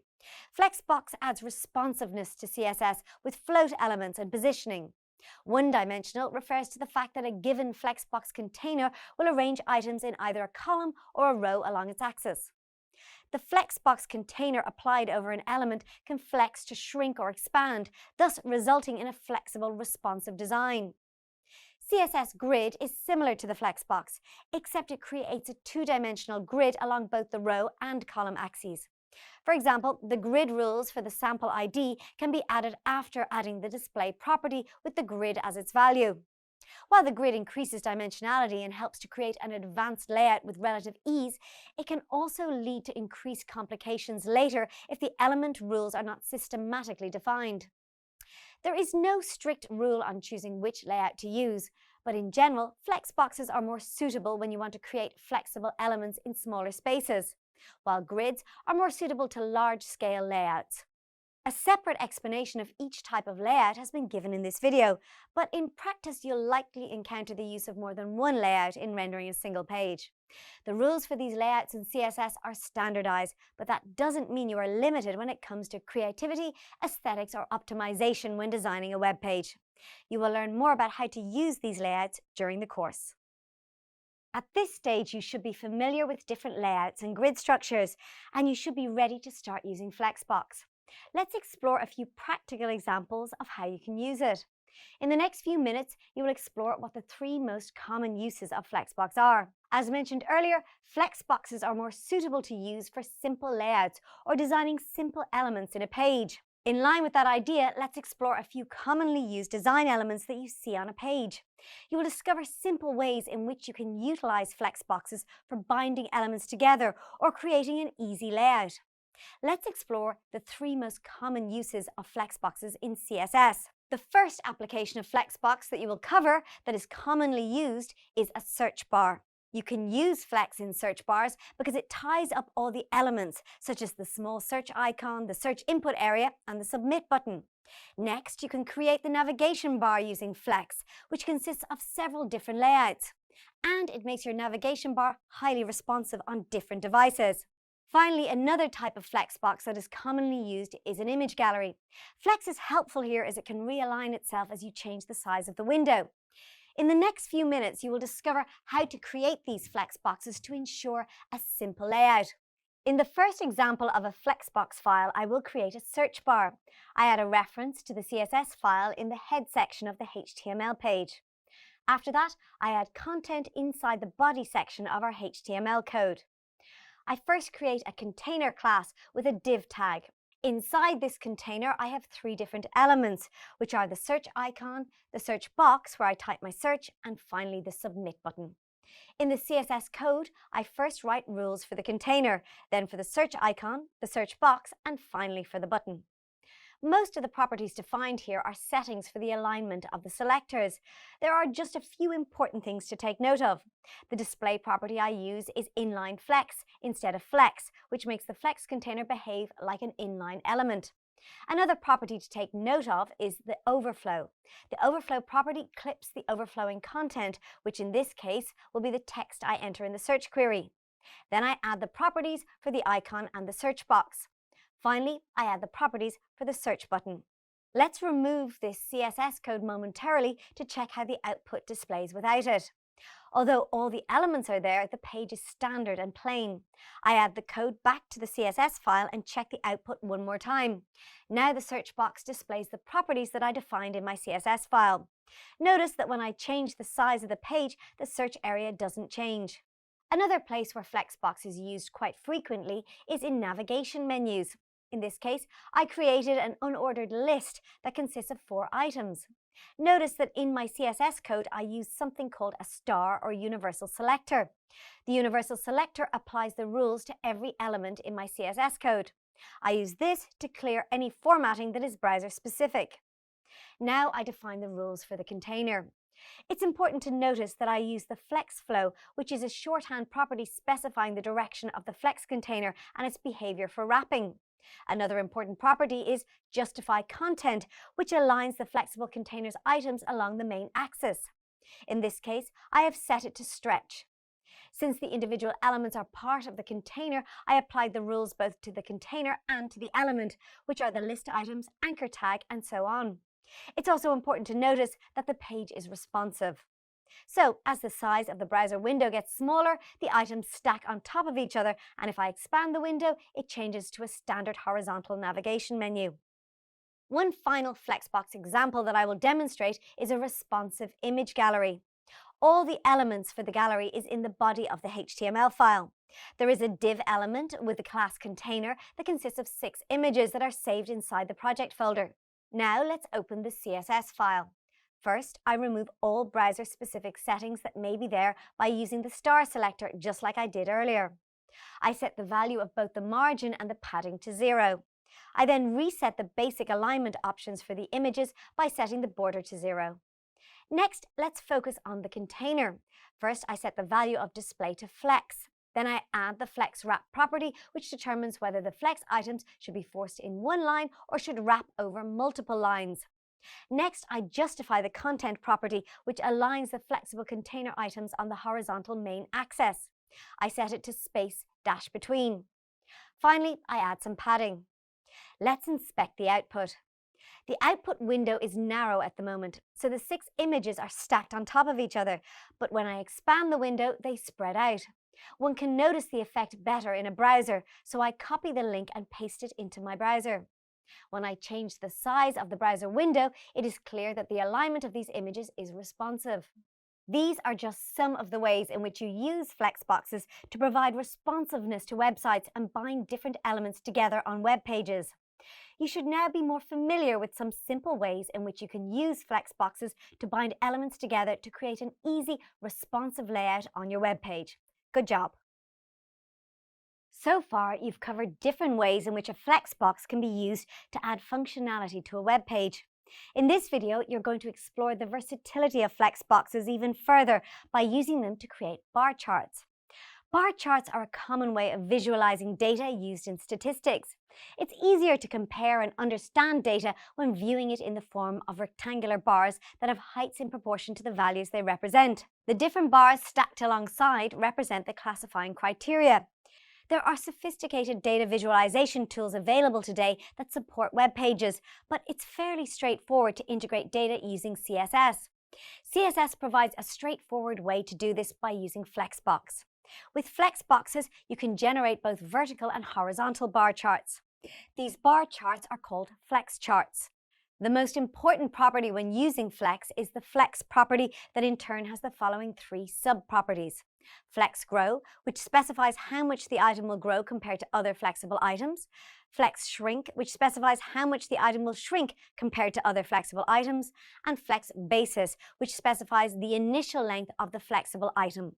Flex property can be declared with something called a shorthand notation, such as flex 0, 1, auto, where 0, 1 and auto are the default values for the flex grow, flex shrink and flex basis property.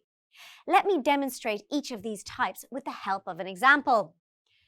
Clients visiting the Little Lemon restaurant were given a survey to pick their preferred dish. The management of Little Lemon decided to publish the results on their website to draw attention to their most popular dishes. I've been asked to write code to make this possible.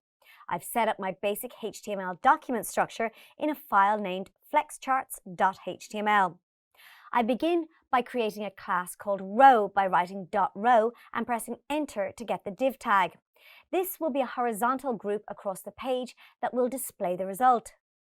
I create 2 tags inside the div tag, one for the label and another for displaying the results of the survey. To add the label, I type .label on a new line and press enter. I then add the name of the label, preferred dishes. Next, I create another class called container by typing .container and then I press enter. Inside the container, I create a class called dish by typing .dish and pressing enter. As there are 3 dishes in the popular list, I copy and paste this item twice. To distinguish between the dishes, I add a class name for each of the items after the word dish. I name item 1 pasta, item 2 pizza, and item 3 burrito. I now have to add styling properties.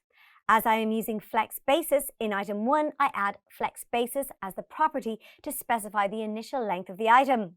I add the percentage to indicate the length of this flex item. I do the same for the other 2 items. As the total here should be 100, I adjust the percentages of item 2 and 3. Finally, I add the respective labels for each dish. To do this, I add the percentage between the angle brackets at the end of each item. Now that my code is created, I move to CSS by clicking on the flexcharts.css file at the top of my screen and checking that it's referencing the correct file. I have stacked the CSS file next to the HTML file for better understanding. I start with the outermost container, which is row, by typing .row and then pressing enter. Within row, I add the display property, to which I add flex. I press enter to move to a new line. I add another property called align items, to which I add stretch. There are two main axes in flex, the main axis that runs horizontally across the page and the cross axis that runs vertically. Align items controls the alignment along the cross axis. Next, I address the label div tag, which consists of the flex property and the font family. Flex, as you previously learned, is shorthand for flex grow, flex shrink, and flex basis. Since this label is a part of the row, I add .row in front of .label. Now I add the container that will consist of all the results of the survey. I defined only the flex code value here. Just like align items, the justify content property defines how the browser distributes across the main axis of the flex container. So here I set the alignment to flex start, which is the left-hand corner of my web page. Next, I define the property for the dish selector. It is the same as for the container above, but here the alignments are centered. This will become clear once you see the results. I have one more set of selectors to define, but first let me display the output. To do this, I switch to my HTML file and click on the display icon in the top right corner of my screen. The output, preferred dishes, and the percentages 35, 50, and 15 appear on my screen. To improve the visuals of my chart and make it easier to interpret, I'm going to add individual colors to the chart items.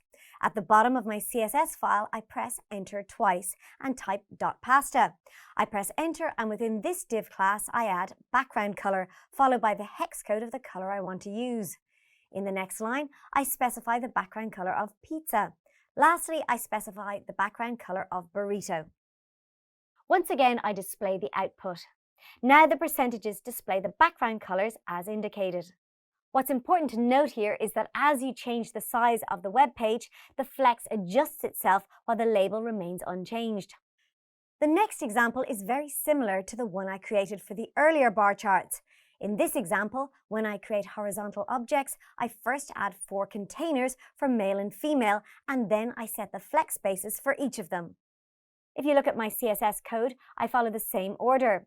First, I address the columns, which is the outermost container, then the class container, and after that, the div class bar inside it. And finally, the individual properties that I want to define for male and female. The main differences here are in terms of the line items, justify content, and flex selection that have been adjusted to accommodate the horizontal bar charts. When I display the output of this code, the male and female classes are stacked on top of each other. What alignment to use may or may not come intuitively, but if you look at a few more examples, it will start making sense. Like in this case, the container contains male and female classes that need to be stacked on top of each other, which is why I have used flex direction. That was a lot of information about the many uses of flex boxes, so you should have a good idea of how to use them in your own coding now. The graphical representation of information or data makes it accessible and allows you to see and understand trends and patterns. In this video, you've explored ways to create bar charts using Flexbox. CSS grid layouts are important when it comes to designing a good web page. This is because layouts are a way to provide visual cues for a user by organizing relevant content to make it easier to comprehend. So let's learn more about layouts. When someone says the word grid, you probably think of lines that cross each other to form squares or rectangles. CSS grids are two-dimensional design layouts that are responsive and compatible with browser variations. They are an alternative to other options such as flexboxes and tables, especially when you are working with larger scale layouts. Columns are the vertical tracks and rows are the horizontal tracks in your viewport. Grids divide the page into rows and columns, and the space between these tracks are called gutters or gaps. And a cell is the space in a grid container where a row and column intersect. There are several different configurations you can add to define and modify grids. Let's examine an example that uses a HTML document to demonstrate how to iteratively make changes to a grid. First, let's create a HTML document called index.html. Right now, the contents displayed in the viewport are just a vertical series of letters from A to E without any styling. Let's start adding content to the CSS file. The first thing to do is set the values for the properties of the different box classes inside the container object to make the layout look more presentable. The letters now have a better visual design, but their arrangement on screen is unchanged. The result is that each letter occupies more screen space than is necessary for its size.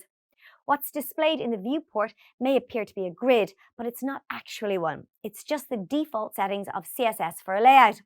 Once you convert this into the grid layout, you'll be able to recognize the flexibility it can add. So let's convert it into a grid layout. Set the properties of the container class by first assigning a grid value to the display property. The display property is also used to set display types for other designs such as flex, block, inline, and so on, and it's usually a part of container elements inside our code. The updated container now has the display property value set to grid and the property values configured for 3 columns and 2 rows. That's 2 changes from the previous configuration. Let's examine them. The grid template columns property has been added into the CSS code to set the size of each of the 3 columns using pixel values. The use of FR, which is an abbreviation for fraction, has been introduced. Fraction effectively divides the grid, and the page now displays 5 separate grid cells around the letters, which are arranged in 3 columns and 2 rows. Where applied, the grid tracks are divided proportionately to the ratio of all the fraction values present. As there are 2 rows, the defined values are sized in the ratio of 2 to 1. Fraction adds flexibility to the grid without needing to deal with actual pixel sizes.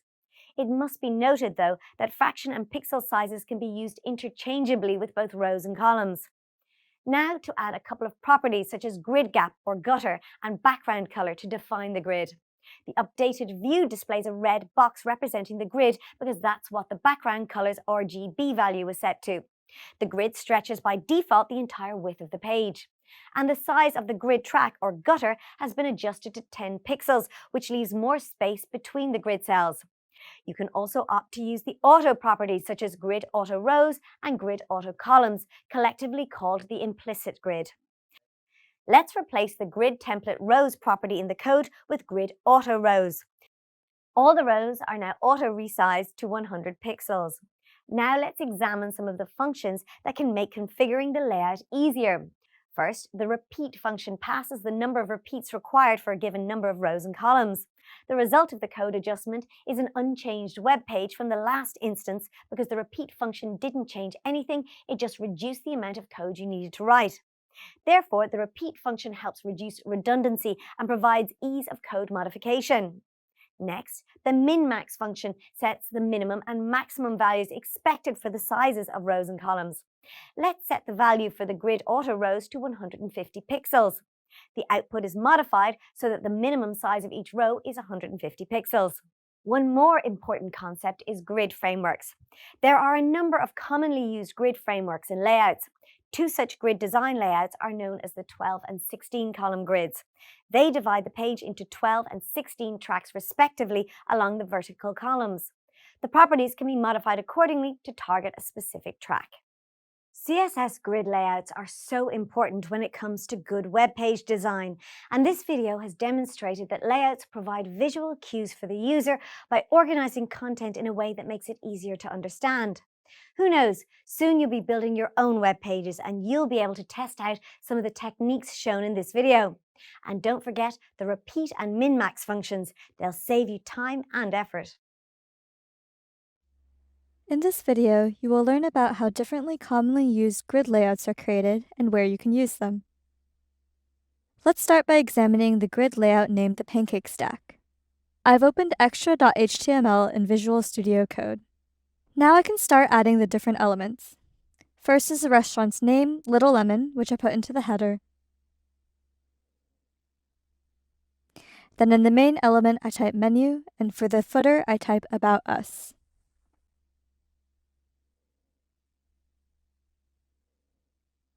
After saving, next I will open up extra.css. First I will write the rules for the body, followed by the header, name, and then the footer. First, for the body, I need to use the display property to code the grid. I define its height as 150 VH. 1 VH is equal to 1% of the viewport height. Now I add the grid template rows property that will track the sizing functions for the grid rows. I set it to 1 FR, or 1 fraction, for the main section. Now I define the rules for the header. I start by setting the background color,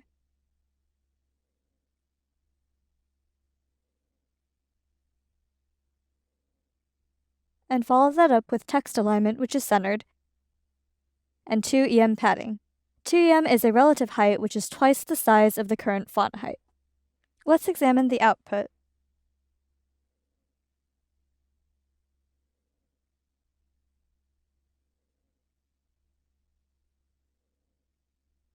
It looks good. I'm going to do the same for the main and the footer elements.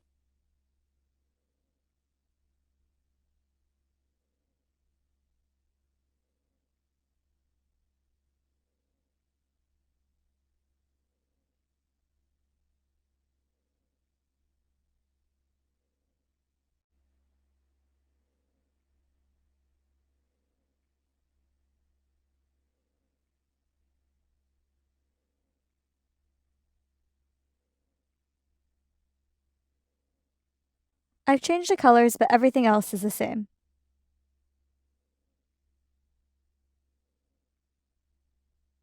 Let's examine the output again.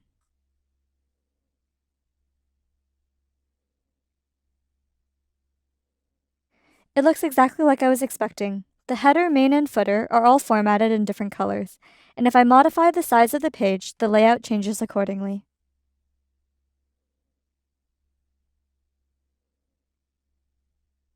Next, let's examine the 12-section or 12-column grid system layout, also called a 12-span grid. This type of grid conceptually divides the page into 12 columns of equal size. One can add different elements to the grid by determining their starting point and the number of columns each element spans. Don't worry, this will all become a lot clearer when I go through the following example. I'm opening grid12.html in Visual Studio Code.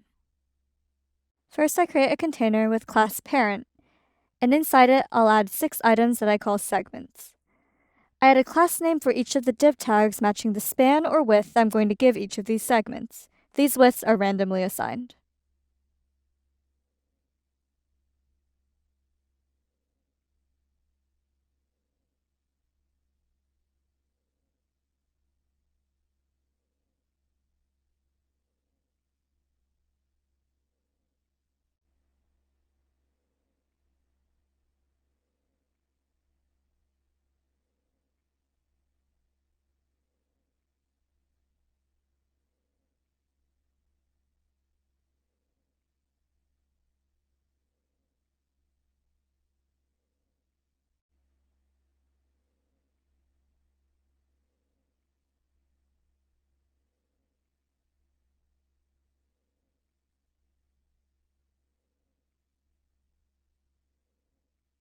Now I'm going to save and open up my grid12.css file. I'm going to add CSS selectors for each class. I will first add CSS properties for the parent class, and then for the individual segments I defined. For the parent class, I write display grid, and then add the grid template columns property, which I'm going to repeat 12 times with 1 fraction each.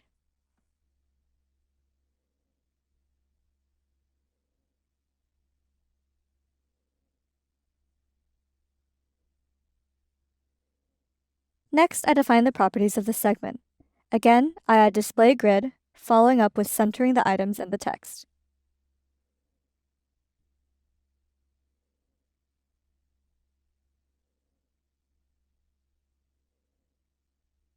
Then I set the grid template rows property. I want the segments to be a little wider, so I'll set it to 100 pixels. Let's examine the output.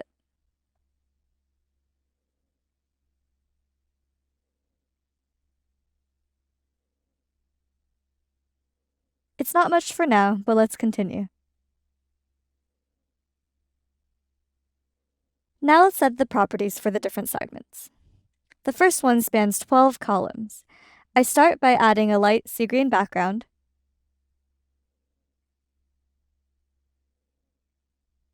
And then the next part is important. This is where I use the grid column property. This value tells the element to start from the first column and span all 12 columns. Let's examine the output again.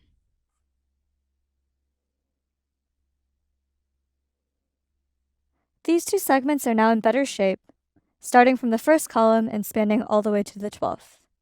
Let's add another selector for 8. Again, I copied the same code, but instead of starting from the first column this time, I'll start from, say, the 5th column, and it'll span across 8 columns. Let's change the color here to bisque. The color now makes it obvious that the element starts from the 5th column and spans 8 columns. Let's add the other segments, and then we'll examine the code again.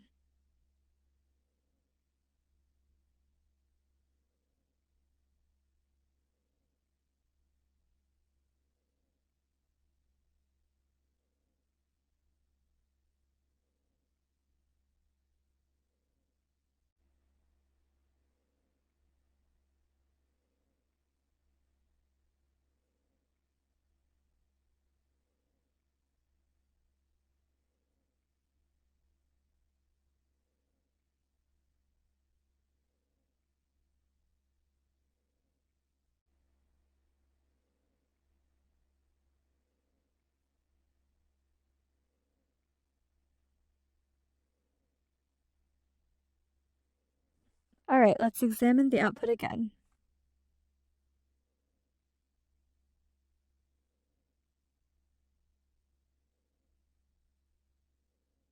Now this is looking a lot more presentable. There's also another way to view these columns. Click on More Browser Actions and then on Open DevTools pane. Then you can select the button in the corner to select an element on the page to inspect, then scan over the grid. The page is systematically divided into 12 different columns, and you can configure your code according to your requirements.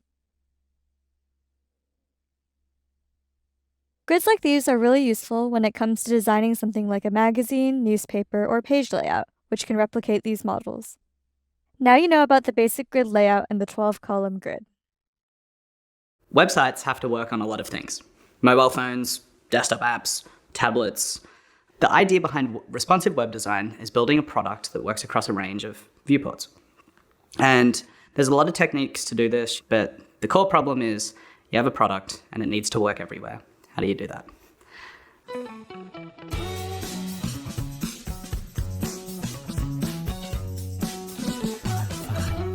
Hi, my name is Benedict Hobart. I am a front-end engineer at Meta. Open a website and then just change the width of the browser window and see what happens to a website. A good responsive website, you'll see maybe you've got a top tab bar that then collapses into a drop-down menu. So that's responsive design. The problem to solve is to make your app work across a range of viewports. There's other considerations as well when you're building an app for different viewports, like if you're building an app to work from a mobile, on a mobile device, you might put the action buttons towards the bottom of the screen so you can hit it with your thumb versus, having to use your index finger to hit the drop down at the top right.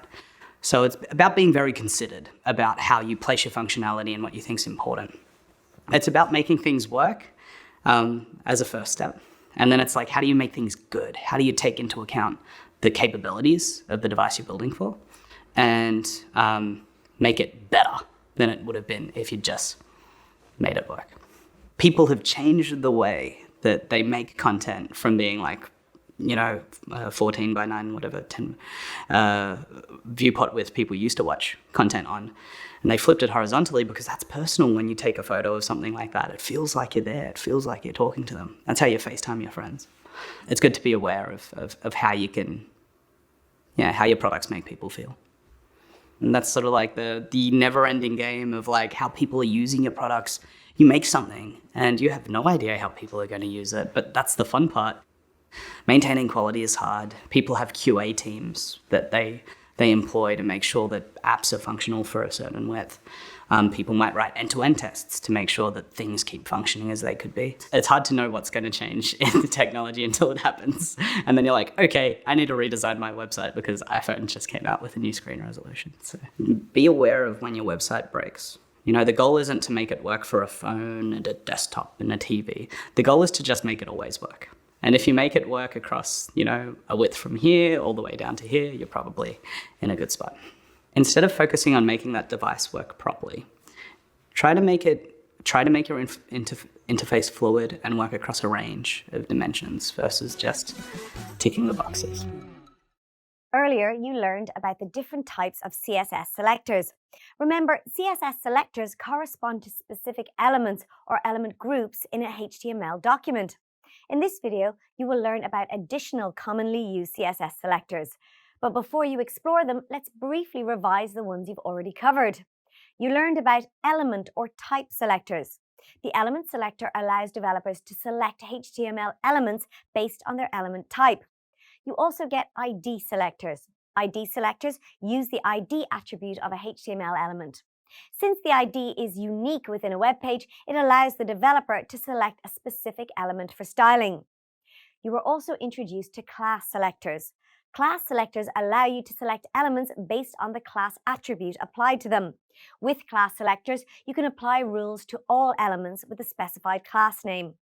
Those are the CSS selectors you have learned about previously. Hopefully, you've experienced how useful and effective they can be. But that's not all. As the CSS codebase evolved over time, more selectors were added to improve the design and styling effect of CSS. Let's explore a few of these widely used selectors. First, let's focus on attribute selectors. The attribute selector has a few syntax variations. Attribute selectors match the attribute or value for a given element. Can you recall what attribute and value mean? A quick recap. Let's say you have a HTML image tag. img is the name of the tag, while src and alt are the names of its attributes. The actual name of the image file, first.jpg, is the value. Now let's explore an example of how attribute selectors can be used. Say you have a HTML file with 3 A tags, each with a href attribute that points to a different page on the Meta website. The first one has no class, whereas the second one has a class called Home and the third a class called About. With different variations of the attribute selectors, you can target different attributes of the HTML. For instance, you can style all elements that have a defined class by adding class inside the square brackets. In this case, it will turn the second and third link green. Alternatively, you can target all 3 elements by inserting the href attribute, a star, and a common value that is part of all the links that you want to target. In this case, it can be the text meta. Now all 3 links will be green because each link contains the word meta. Or you can target only the first element by adding the specific link as the value of the href attribute that you want to target inside the square brackets. Wherever there is an attribute on a web page, you can use some variation of an attribute selector to modify it. This makes attribute selectors a very flexible styling tool. But let's move on to 2 other widely used selectors that you need to know about: nth of type and nth child selectors. The syntax of these 2 selectors is very similar. As their name suggests, these selectors target the nth child or nth type of a specified parent element. But what does parent mean exactly? Well, say you have a few list elements in an unordered list element. The unordered list element is the parent tag in this case, and the 3 list elements are the children. Now let's specify that the second list element must have a certain styling. In this case, you can use both the nth of type and the nth child selectors to do that. Both will produce the same output, where the second list element will be colored aqua in this case. Another commonly used selector is the star selector. Just like in many other programming languages, star selectors are used for selecting all the elements of a web page. It will affect all the elements in the HTML file. It is especially helpful when you want to reset the default settings and styles that browsers use before they apply your styling to the web page. Finally, did you know that you can group selectors? If you want to apply the same styling to more than one type of element, like the heading one and paragraph elements, you can use group selectors. Instead of using element selectors, where you use a rule for every element, such as heading 1 and P, you can type H1, P and then add the CSS properties. The CSS rule will then be applied to all heading 1 and paragraph elements. Group selectors can save you a lot of time. They are also called selector stacking. In this video, you reviewed the CSS selectors that you are familiar with. You also learned about additional widely used CSS selectors, their syntax, and how they can be used to target specific elements on your web pages. The selectors covered were attribute selectors, nth of type and nth child selectors, star selectors, and group selectors. Learning how to use these CSS selectors is important because it allows you to be more specific when styling your web pages. In the rest of this lesson, you will be introduced to several advanced selectors. At first, they might seem more complex than the ones covered in this video, but with a bit of practice, they will become part of your everyday web styling toolkit. Sometimes you want to apply the same styling to different elements or to different groups of elements. CSS makes it possible to combine more than one selector so that you can apply rules to elements based on their relationship with one another. You do this with combination selectors, and there are four main types, namely descendant selectors, child selectors, general sibling selectors, and adjacent sibling selectors. In this video, you will learn about combination selectors and how you can use them to target more specific elements. Let's start with descendant selectors. Descendant selectors are useful if you need to select HTML elements that are contained within another selector. The easiest way to remember descendant selectors is to think of a family. You pick a person in the family and then select all descendants such as children, grandchildren, and great-grandchildren who have, say, brown hair. For example, you can have a HTML file with a div tag and its ID attribute set to blog. Inside the div tag are a few heading tags. In this example, all H1 elements are descendants of the element with the ID blog. So to make all the H1 descendants blue, you can add the ID selector #blog followed by the H1 selector with a space in between and then the properties in curly brackets. Child selectors, on the other hand, are more specific than descendant selectors. To go back to the family example, with child selectors, you select a person and then select only their immediate children who have red hair. Let's update the previous selector to a child selector by adding a closed angle bracket in between the two selectors. The effect is that now only the first H1 element turns blue. This is because it is the only H1 element that is a child of the element with the blog ID attribute. Next, let's focus on general sibling selectors, which apply rules to all the selectors of the same type that follow the first type.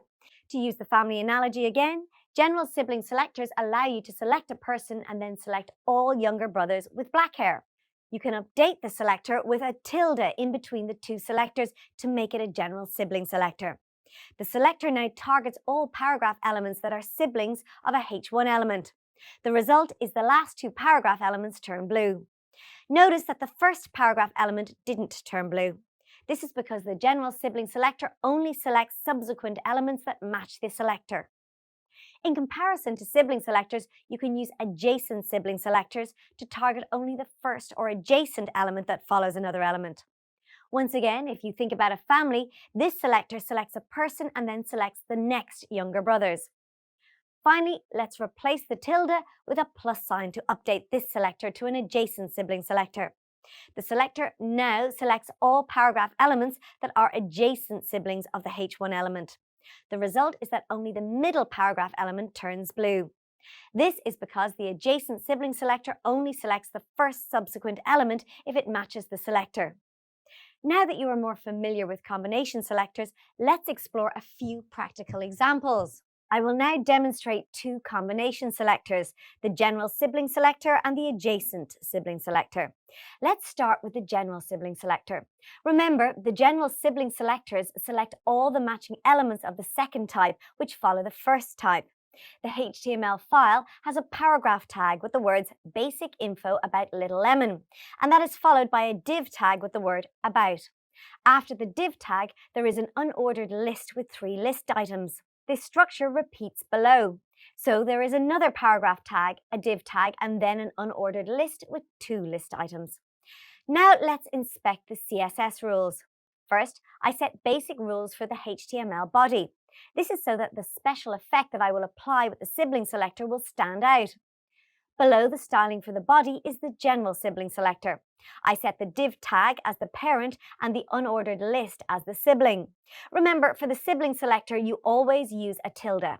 This time, I specify a contrasting background color, white. Then notice that I added the box shadow effect. As the name indicates, it adds a box with a shadow around the element that you target. The box shadow property consists of the horizontal offset set to 1 pixel, the vertical offset set to 1 pixel, and then the blur radius, which I set to 3 pixels. Thereafter, you need to specify the color of the shadow, which in this case is set to grey. So what elements will be styled? Remember, sibling selectors apply rules to all the selectors of the same type that follow the first type. Let's go to the HTML again to identify what will be styled. The first div tag is the reference, so the rules will target the unordered list that follows it. And again, the second div tag will also serve as a reference, and the rules will affect the unordered list that follows it. Let's inspect the output. The background is orange and there are 2 box shadows, each with an unordered list inside it. Notice that the subheadings that are inside div tags About and Employee or Owner just have the body styling. The sibling selector only targets the items that follow the div tags. By now, you should realize that you can use the sibling selector to efficiently apply the same styling to several elements with one rule. If there is another instance where an unordered list follows a div tag on this page, it will also have a box shadow. But say the page has other unordered lists that do not follow a div tag, the styling will not be applied to those elements. Next, I will demonstrate how to use the adjacent selector. The HTML file contains an image tag and then 3 paragraph tags.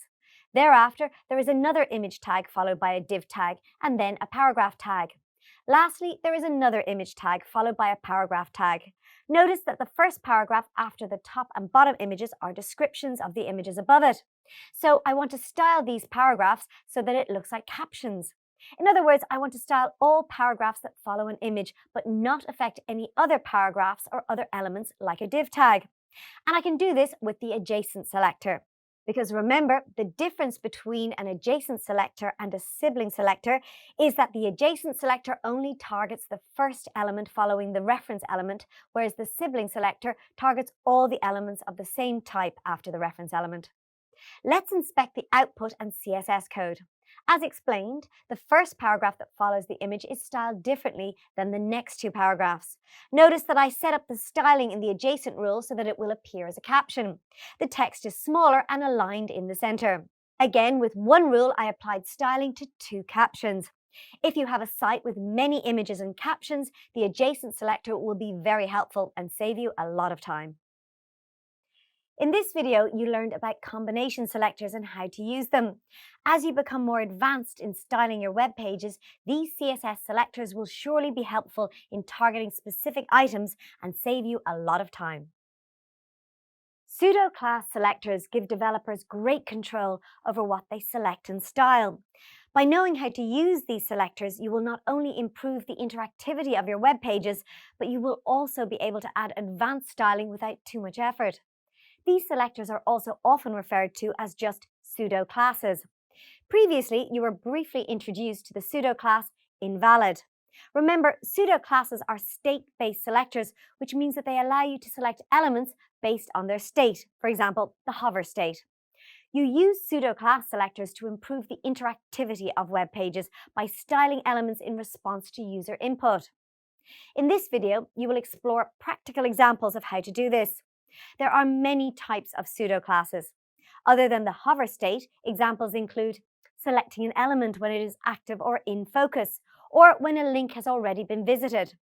Pseudo-classes are also very effective to target specific elements such as, let's say, the 5th item in a list, bold items, empty elements, and so on. Let's review the general syntax that you use for various pseudo-classes. You add the selector, a colon, the pseudo-class, and then the properties. While there isn't a broadly accepted classification for pseudo-classes, you can group them in terms of general similarities and their purpose. Let's explore a few of these general classifications. The first group you need to know about is user action states, which include the hover pseudo-class, which changes the style of an element when a cursor hovers over it. The active pseudo-class, which styles an element only while a user actively presses and holds the mouse button. And the focus pseudo-class, which focuses styling on the element that you use it for. These pseudo-classes have an effect while a user is actively engaging with a HTML element. Let's explore an example of how the hover and active pseudo-classes can be used. Say you have a HTML file with an A tag inside a paragraph and a button element inside a div element. The paragraph element has a class defined as myPage and the button class is defined as myButton. Now let's explore the CSS. First, it contains basic styling for the myPage and myButton class elements. Then, to make the link change its appearance when a user hovers over it, you use the hover pseudo-class to target a tag. To change the myButton class, you use the active pseudo-class. The active pseudo-class changes the properties of an element when the state of that element is active. In this case, the styling properties will be applied only when a user presses and holds the mouse button. In this example, the pseudo-class selectors target HTML elements, but you can also use them to target HTML class attributes. Next, let's focus on form states. Previously, when discussing form validation, you were introduced to the invalid pseudo-class selector. But there are more pseudo-classes that are specifically used for HTML forms. They usually come in pairs and target the different states that elements can have. Form state pseudo-classes include disabled and enabled, generally used for buttons, checked and indeterminate, that are used for checkboxes, and valid and invalid, used in case of fields like emails and phone numbers. Another pseudo-class type that you should know about is specific position-based states. They allow you to target specific items, for instance, a specific list item among the list elements. Some examples of this type include first of type, last of type, nth of type, and nth last of type. Let's explore an example of first of type. Say you have two list items in a HTML page, Adrian and Mario. With the first of type pseudo-class, you can style the first item of its type while the remaining items will not be affected. In this video, you explored a few examples of how you can use pseudo-classes to improve the interactivity of your web pages. There are plenty of other pseudo-classes, and some of them are more popular than others. You're encouraged to follow your own style and explore the creative possibilities that pseudo-classes offer. By now, you should know that developers use pseudo-classes to style and make web pages more interactive. In this video, you will explore pseudo-classes that you can use to style links on web pages, namely web link states. Although you can use web link states for many functionalities, developers often use them to style the color of links that a user already opened. For instance, a HTML file can have two A tags, each with its own href that links to a different page of a website. To give the links their initial color, you can use the link pseudo-class selector. And to let the links change color once a user has visited these pages, you can use the visited pseudo-class selector. But if you're using multiple pseudo-classes for a specific element, there is an important rule to keep in mind. The order in which you apply pseudo-classes in a document determines which style will be displayed, so be careful not to accidentally overwrite a style you want to set. Developers use the acronym LVHA to remind them of the order that they need to follow when writing pseudo-class rules. LVHA stands for Link, Visited, Hover, Active. So always apply pseudo-class styles in the correct order. First link, then visited, next hover, and lastly active. Now that you know more about web link states, let's explore how to use the link, visited, hover, and active pseudo-classes. Additionally, you will learn two more effects that you can create with the hover pseudo-class. In the pseudo-links.html file, I added 3 tags, a heading tag followed by a paragraph tag and another paragraph tag. In the heading tag, I added the name of the restaurant, Little Lemon, and the first paragraph tag has a link to their Instagram page. Now I go to my CSS code by clicking on the pseudo-links.css file at the top of my screen. In this file, I already added properties related to the pseudo classes we discussed previously, namely link, visited, hover, and active. To display the output of this code, I move back to my HTML file and click the view icon at the top right of my screen. By default, the link to the Little Lemon Instagram page displays in a blue color because I set it to blue with the link pseudo class in the CSS code.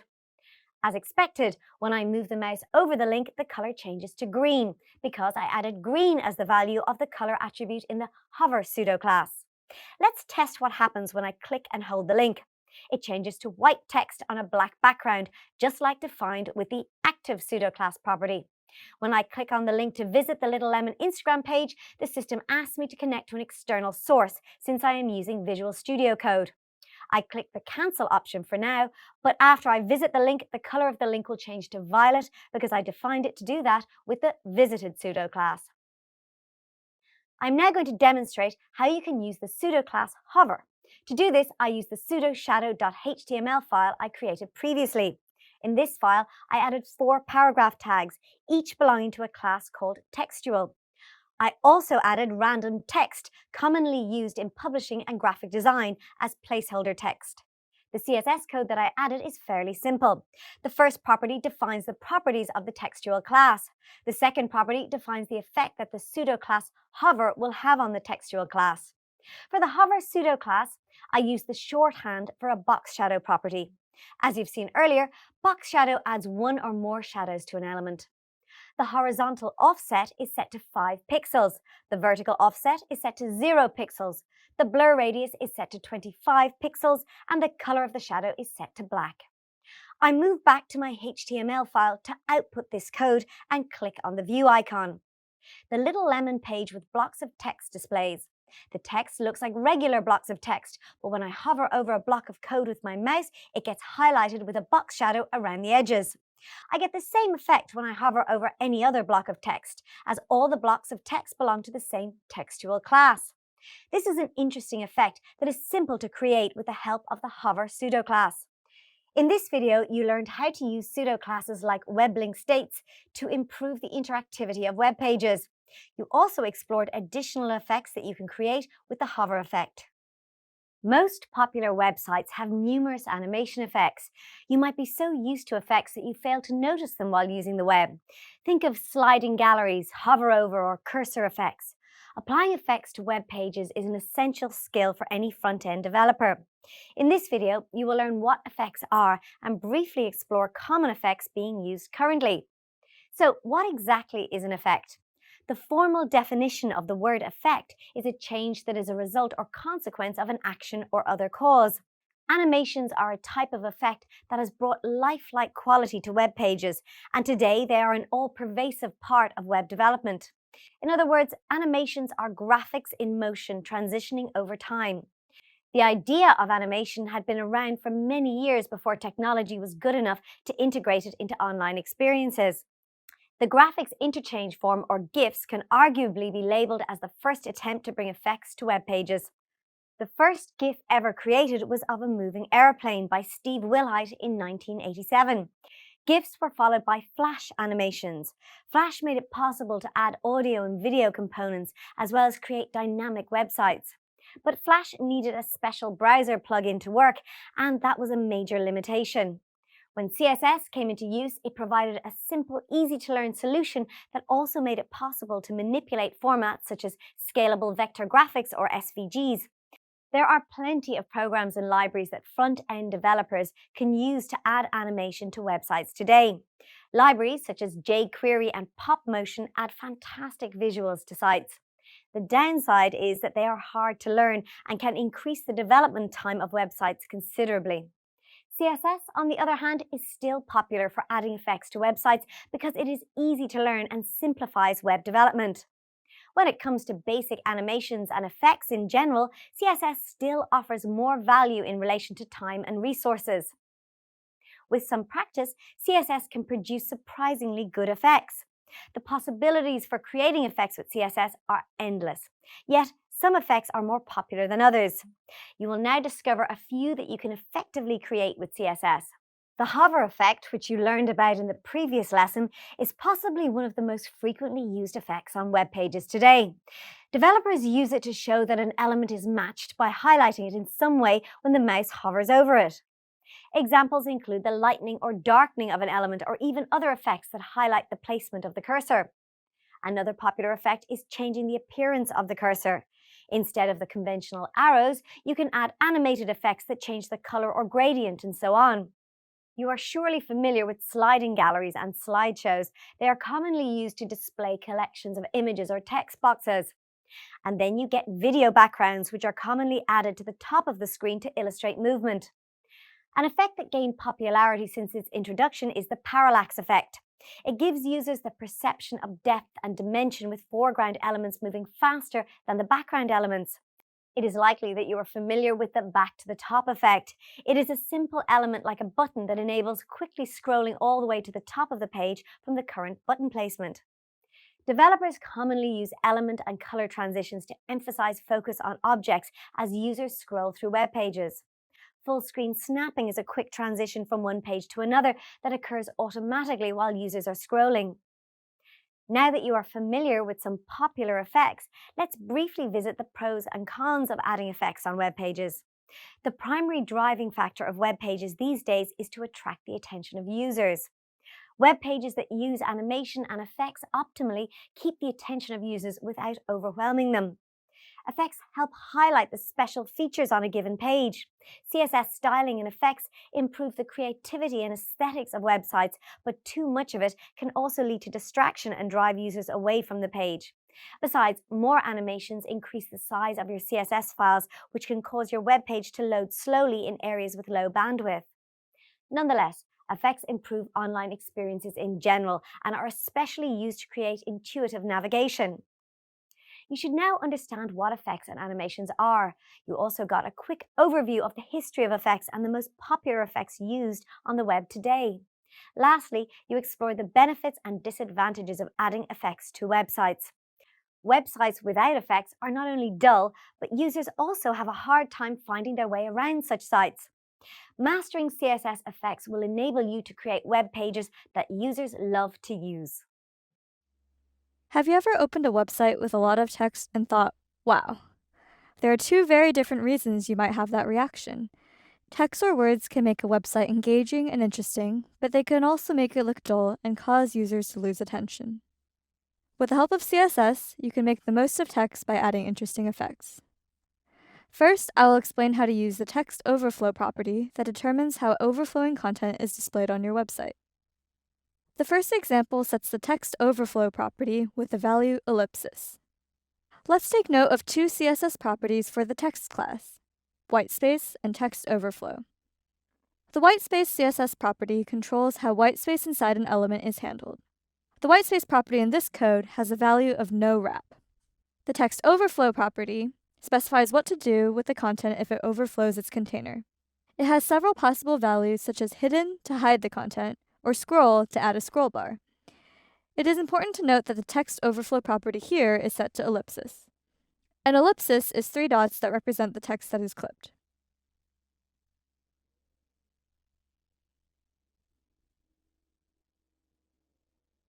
So if I hover over the overflowing text which is present inside, the hidden text is displayed. As soon as I move the cursor away from the block, the text is again substituted by the ellipsis.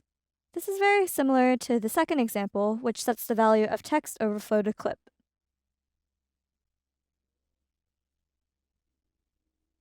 In this example, the additional content is truncated to fit within the limits of the box. So if I hover over it with the cursor, the clipped text is displayed.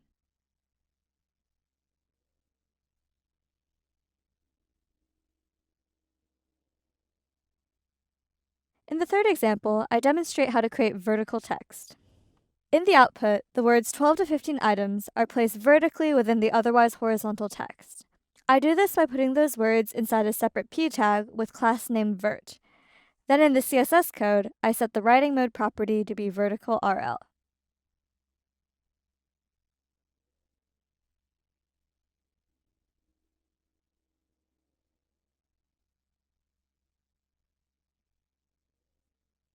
The next example demonstrates the word wrap property.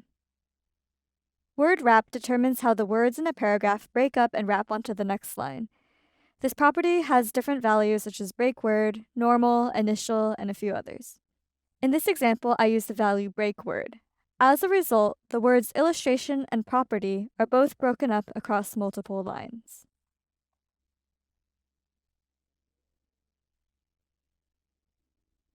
In the next two examples, I will add text effects using simple CSS code. In this example, I use a property called text shadow, which has a shorthand with 4 values. The first value is the x-coordinate, which represents the horizontal shadow. The second is the y-coordinate, which represents the vertical shadow. The third is the blur radius, and the fourth is the shadow color.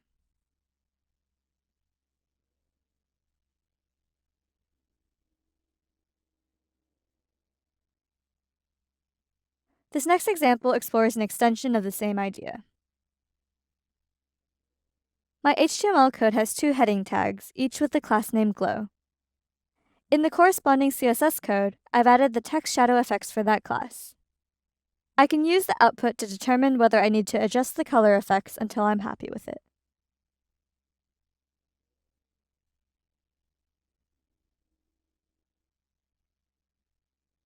That's all my examples. In this video, you learned how to add effects to your text using a few simple rules in CSS. So far, you've learned how animation can be used to add interactivity and responsiveness to a web page. Eventually, you'll be able to create amazing animations with CSS. But to get started, this video will introduce you to two properties with which you can create basic animations. In this video, you will learn how to use the transform and transition properties. The syntax of the transform and transition properties are similar. You simply add transform or transition and the value. But what exactly do these properties do? The transform property modifies the spatial position of an element. For instance, it can change its scale and angle. But these changes are not very effective or user-friendly because they are instantaneous. To really create the illusion of motion, you need to control the speed of this effect. To do this, developers use the transition property in conjunction with the transform property. Let's explore how these two properties work together.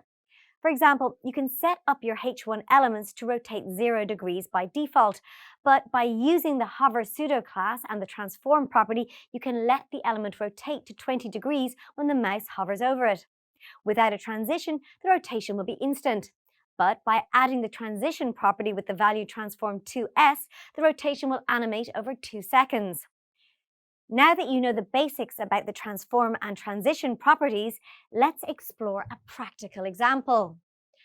I already set up a HTML file that contains a div tag with the class container and in it two other div tags.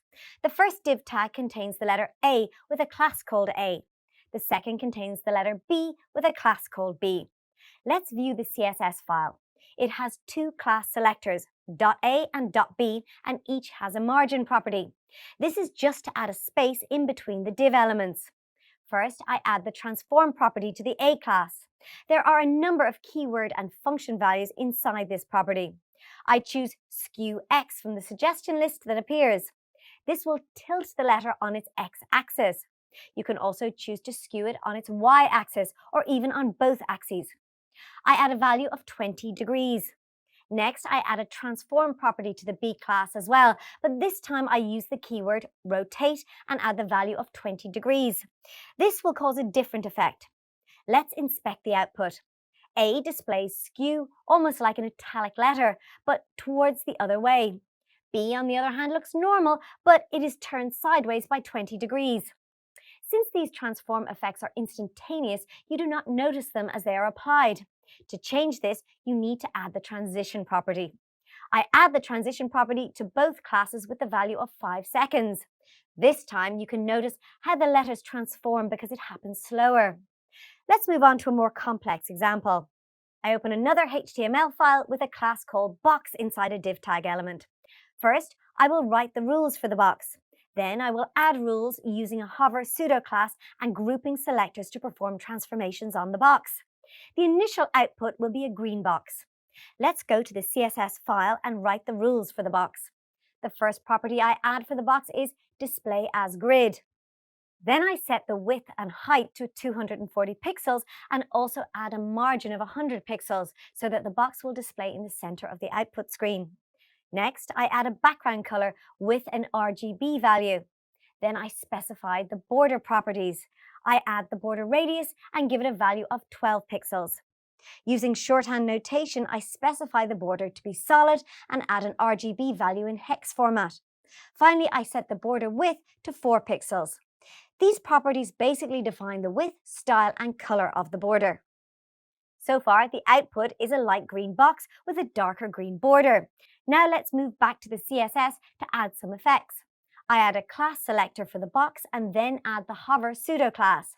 This is so that the transform effect that I will add next will only happen when I hover over the box. Let's add the transform property.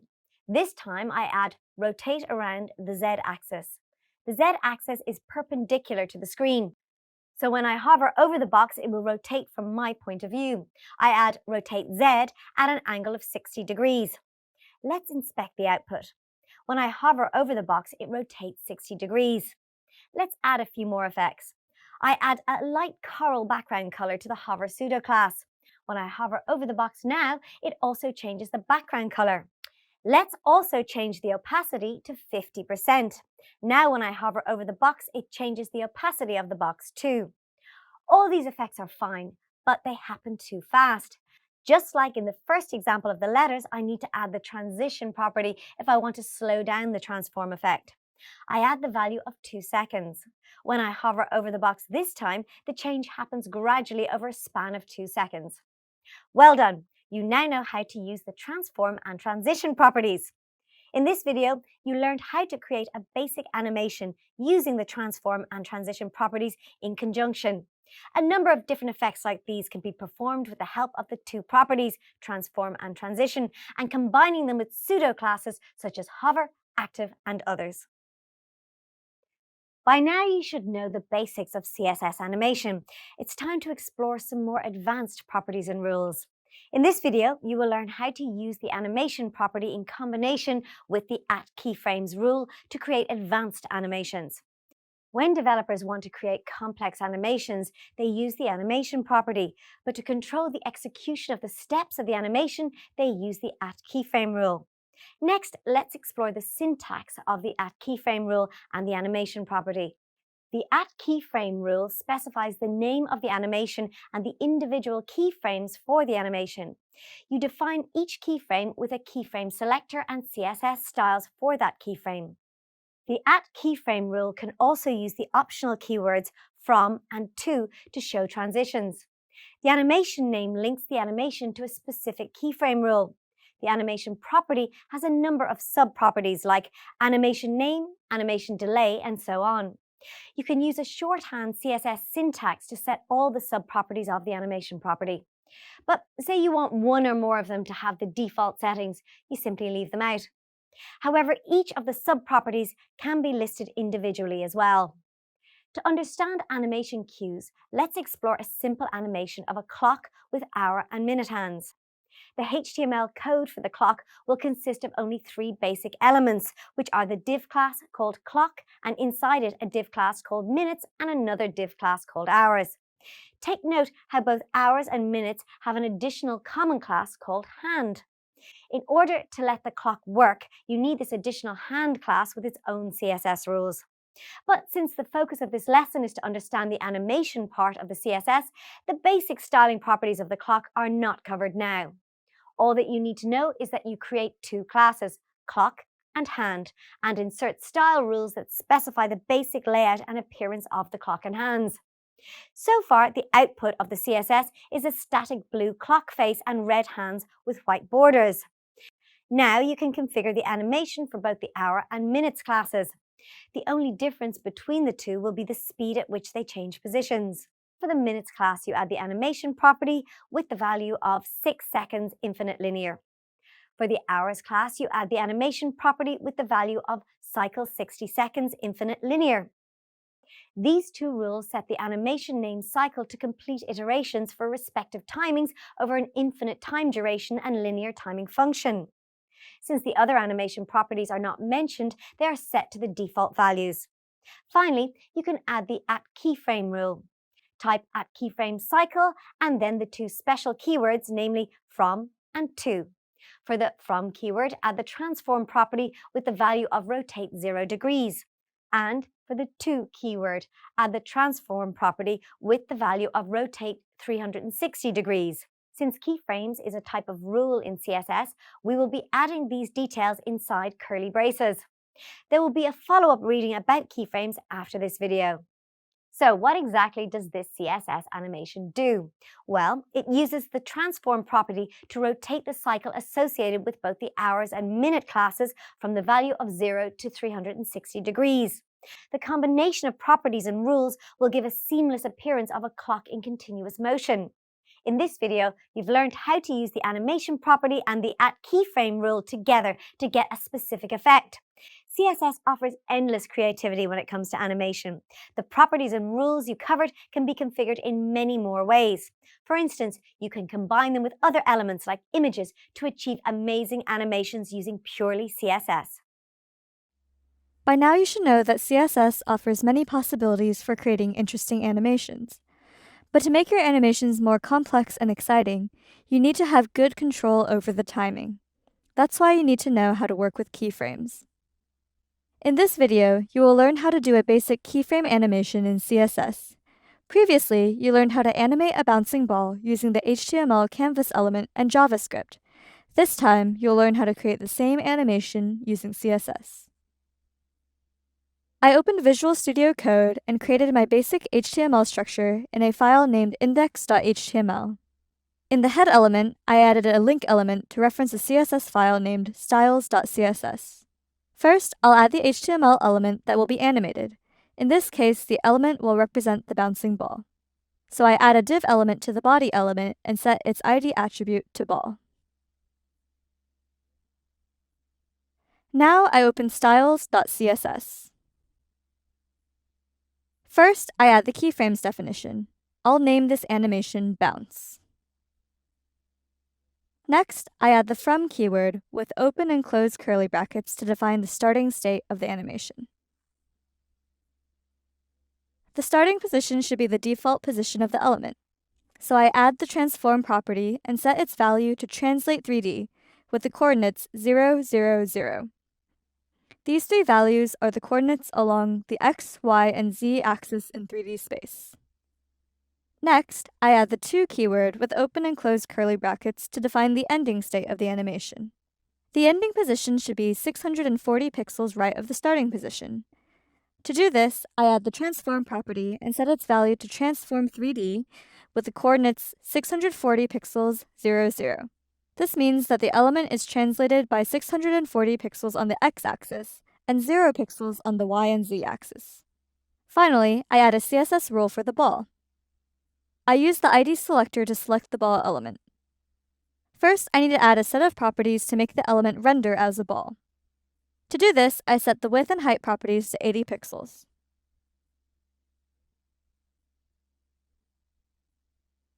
Then I set the border radius to 50%. This will round the corners of the element so much that it will appear like a circle. Finally, I set the background color property to hashtag 62687F to fill in the color of the circle. I save the file and open index.html in live preview. Great, the ball is rendering correctly. Now to connect the animation to the element. I open styles.css again. In the CSS rule for the ball element, I add the animation property and set its value to bounce2s. This will play the bounce animation over a 2-second duration. I then add the animation direction property and set its value to alternate. This will play the animation in reverse when it completes. And then finally, I add the animation iteration count property and set its value to infinite. This will play the animation loop infinitely. I save the file and open index.html again in live preview.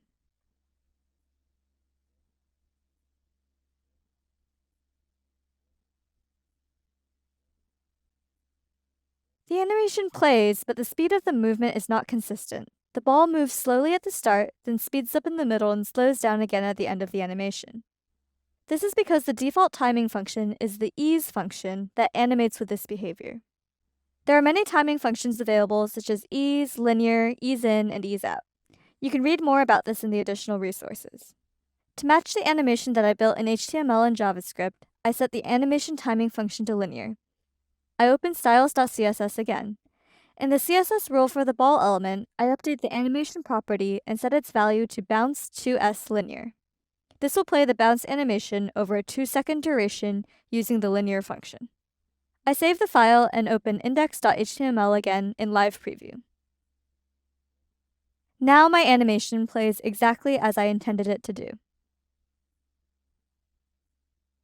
In this video, you learned how to create a simple keyframe animation with CSS. But CSS animations and keyframes are quite powerful. Try challenging yourself and see what animations you can build. Have you ever made a mistake while programming? Well, you're not alone.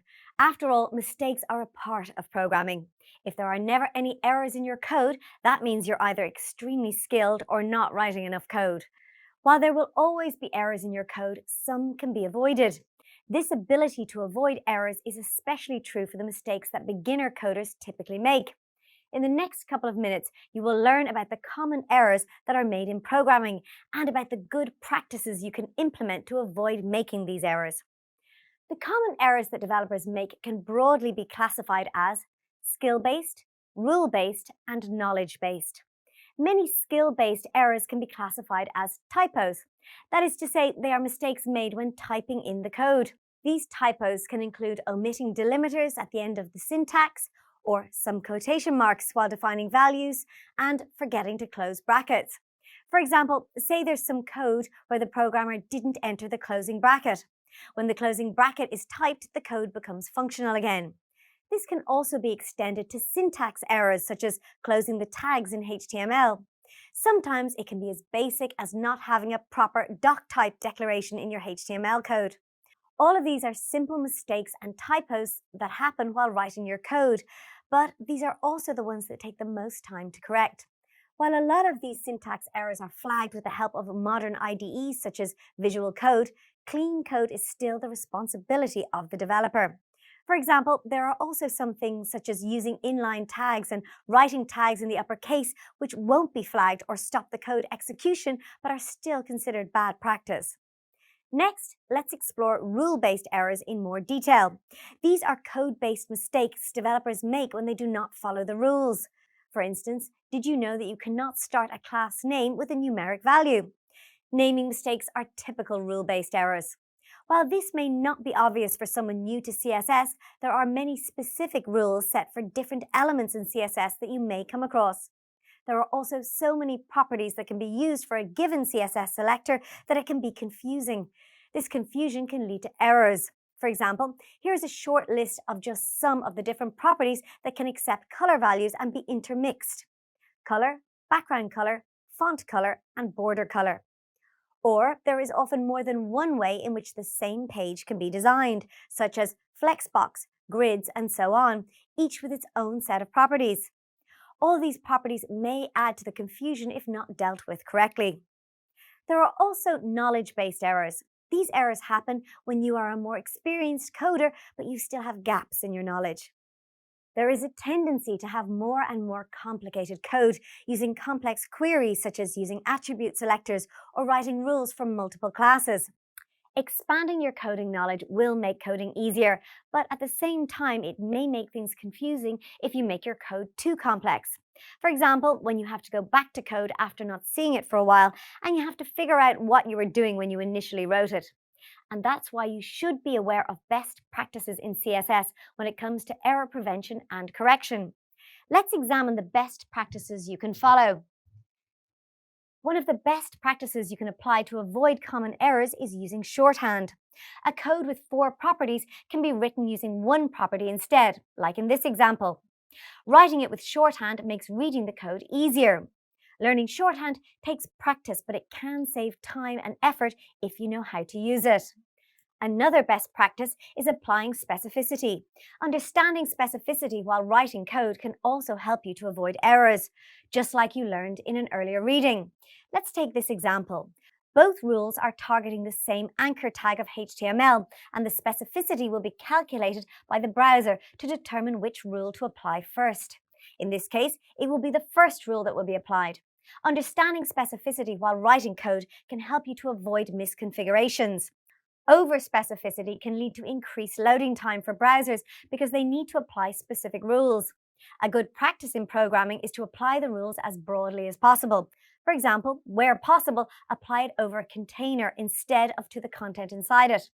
While the errors and practices mentioned are by no means exhaustive, the best way to learn is by designing more web pages and integrating good practices into your code as you go. You must take care to avoid over-specificity. For instance, where the inside of the layout has a division tag containing a class with an anchor tag to which you may apply rules. This is over-specifying the target element of rule.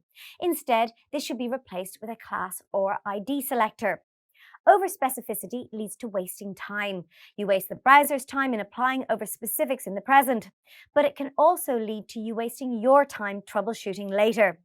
You should also avoid the redundancy of rules, selectors, and properties to prevent confusion. When using different selectors, you can end up applying rules more than once to target the same element. Another good practice is performing a CSS reset using a universal selector before you begin writing your code. Every browser has different settings that may cause problems with the formatting that you've defined. By removing browser-specific configurations using the universal or star selector, you can avoid the chances of misconfigured layouts appearing on web pages and save a lot of effort later. By continually designing pages, you will develop your skills, and as a result, you will progressively make fewer errors. You learned about the common errors made in HTML and CSS, as well as good practices to avoid them. Great work! In this video, you're going to learn about how you can handle errors in CSS. The first thing that you should know is that CSS does not handle errors in the same way that most programming languages do. The code does not break or stop executing. Instead, it just passes through the code and simply ignores the lines that it does not understand. In fact, it can also ignore the next property after the mistake that is inside the same selector. In VS Code, I opened the HTML and CSS files that we used to demonstrate the transform and transition properties in an earlier video. Let me open the output to remind you what the CSS styling does.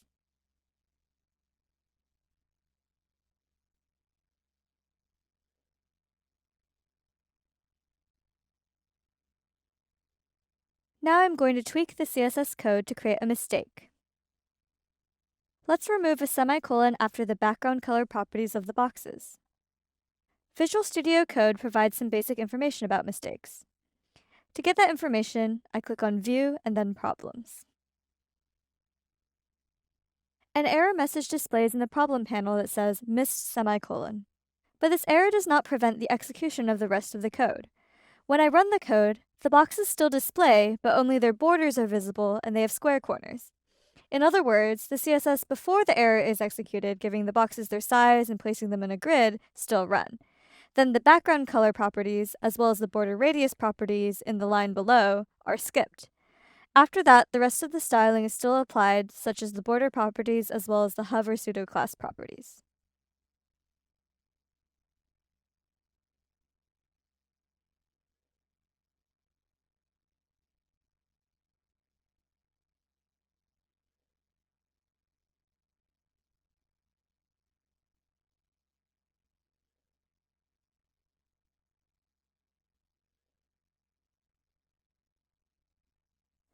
Let's put back the semicolon and create another error. When I remove the semicolon after the background color properties of the hover class, the hover effect still works, but the color does not change to light coral. The opacity properties in the next line are also not executed, but the transition property still works.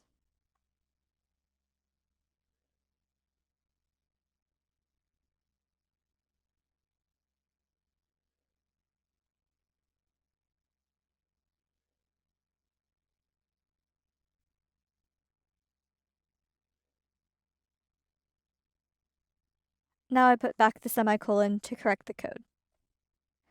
But sometimes you need to validate the code for more than just syntax errors, such as checking against specific coding conventions and best practices. To resolve these kinds of issues, developers use a tool called a linter. A linter is a tool that applies a set of rules to check the syntax and find any problematic patterns or inefficiencies in the code. There are a number of linter tools and websites available.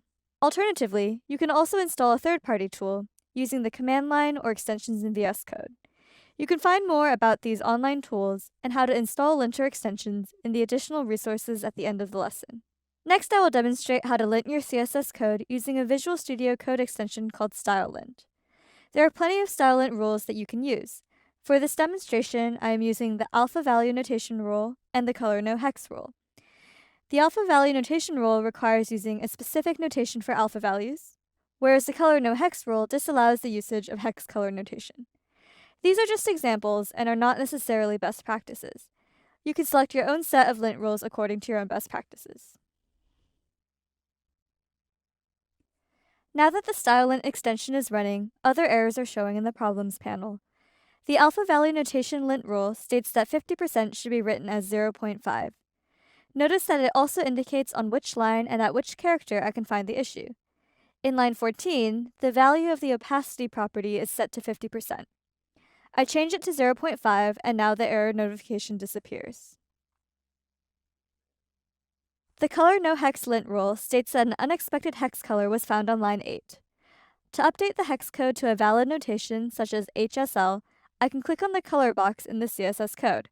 A color panel pops up. I toggle between the different color notations by clicking at the top of the color panel until it is set to HSL. Style lint is just one example of the many developer tools in Visual Studio Code that you can use to find lint errors. Many browsers also have testing tools such as the Inspect or Compute tools that allow you to modify your CSS code and verify the changes directly in the browser. Have you ever had a broken power outlet in your home? Or maybe a light switch stopped working? When that happens, you usually call an electrician to come fix the problem. And when they arrive, they have many tools with them to test the wiring in your home to figure out the cause of the problem. As a developer, if your web page isn't displaying correctly, you also need tools to help inspect and diagnose the cause of the problem. This is why the developer tools in your web browser are so useful. Every web browser comes with a set of tools to assist in the development of web pages and web applications. There are different diagnostic functions that the developer tools provide. These include viewing error logs, debugging JavaScript code, inspecting HTTP requests and responses, inspecting performance and memory usage of JavaScript code, inspecting CSS grids and flexbox layouts, inspecting HTML and CSS rendering, and live editing. Inspecting HTML and CSS rendering will probably help you the most while building your web page. And for that reason, it'll be the main focus of this video, although we will return to live editing closer to the end of the video. Right-clicking in your browser and clicking Inspect opens the developer tools. This means you have your page and its HTML document side by side on screen at the same time. This allows you to highlight a certain displayed element on the rendered page, like the logo, and note its corresponding HTML highlighted in the developer tools. Think of all the time it'll save you when you're trying to locate the code of a troublesome element. Also, when you have the element on the web page highlighted, you can inspect the CSS rules applied to it in the developer tools. That makes finding problems easier because you can identify which CSS rules are being applied to an element and what the properties of those rules are. Next, let's move on to the box model, a CSS and HTML feature that you can inspect using developer tools. Depending on your web browser, it will display beside the CSS rules or in a dedicated tab called Computed, which is located beside the Styles tab. You can use the box model to identify the outcome of the CSS rules applied to an element. This will help pinpoint if a CSS rule is incorrectly applied or has an incorrect property value. No matter what kind of problem you have in your code, you have to systematically use the diagnostic developer tools to figure out what's going on. But what about combining different developer tools? While being able to inspect HTML and CSS rendering is undeniably useful, it can be more powerful when used together with live editing your HTML and CSS. With live editing, you can update HTML and CSS code inside of the developer tools. This allows you to test CSS rule changes and adjust HTML elements to verify fixes before permanently adding them into your code. And saves a lot of time because you spend less time editing and reloading your web pages. Isn't that great? In this video, you explored how using browser developer tools can assist with debugging HTML and CSS code. Just like the electrician, you as a developer have many tools at your disposal to inspect and diagnose problems. And developer tools definitely make creating and maintaining web pages and web applications easier. The next reading will explore developer tools in more detail. One of the frustrations you're likely to run into will be compatibility issues that occur when rendering your CSS files on different browsers. Well, you can use code and specialized websites to sort out these compatibility issues. In the next couple of minutes, you will learn about the interactivity of CSS with other browsers and how you can add code to your CSS files to ensure compatibility with these browsers. You will also learn about the specialized websites available that you can use to check whether your code is valid on multiple browsers. CSS has been around for a long time and has evolved quite significantly since it was first introduced. As new features are added to the CSS specification, compatibility issues can occur while the different browsers decide on the implementation of the new features. While all the major browsers are mostly in alignment on how CSS is implemented, there are still browser-specific differences that occur, which sometimes may disturb the layout, styling, and other responsive components related to CSS. Additionally, each browser has its own default CSS properties for different HTML elements. Most browsers have their own specific engines that are used for rendering HTML and CSS. Examples of these include Safari's Engine WebKit, Google Chrome, and other Chromium-based browsers like Edge and Opera's Blink. As a result, different browsers can have different ways in which the CSS rules get displayed, even if the styling and alignment are defined correctly.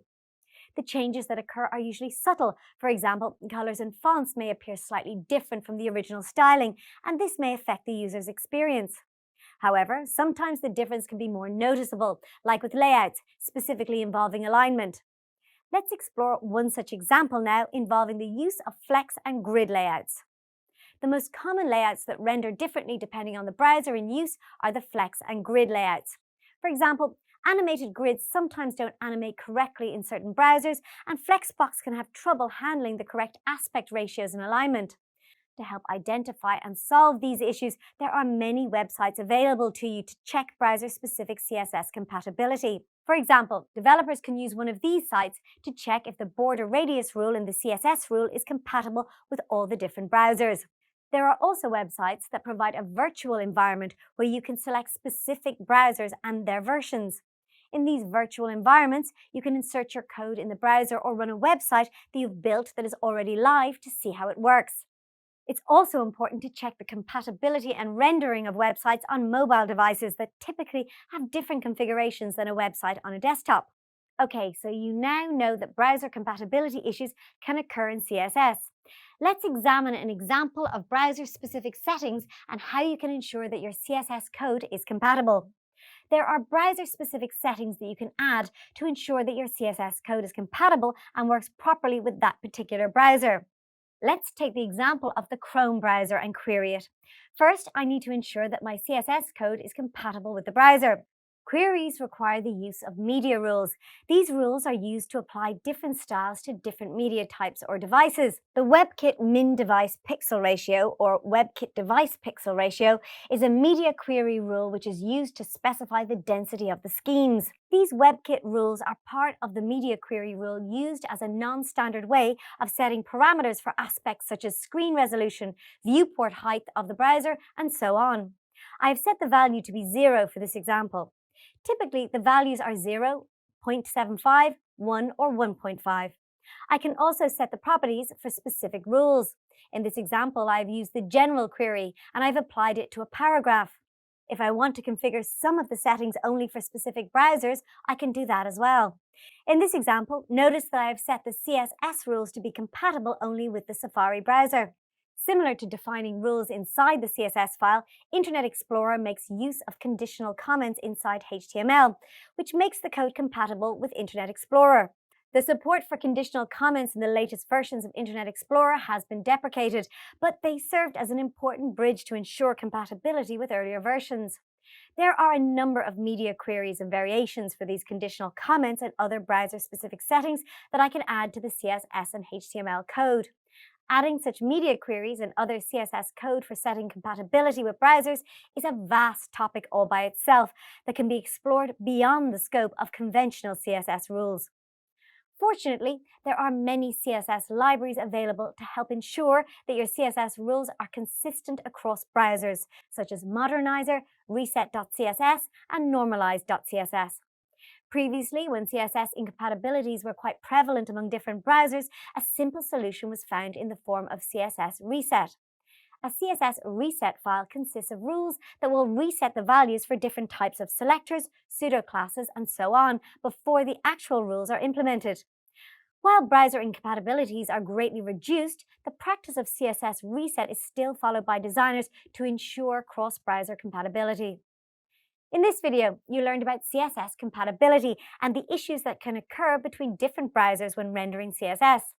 You learned how each browser has its own rendering engine and that developers can use specialized websites to check their CSS code is valid on multiple browsers.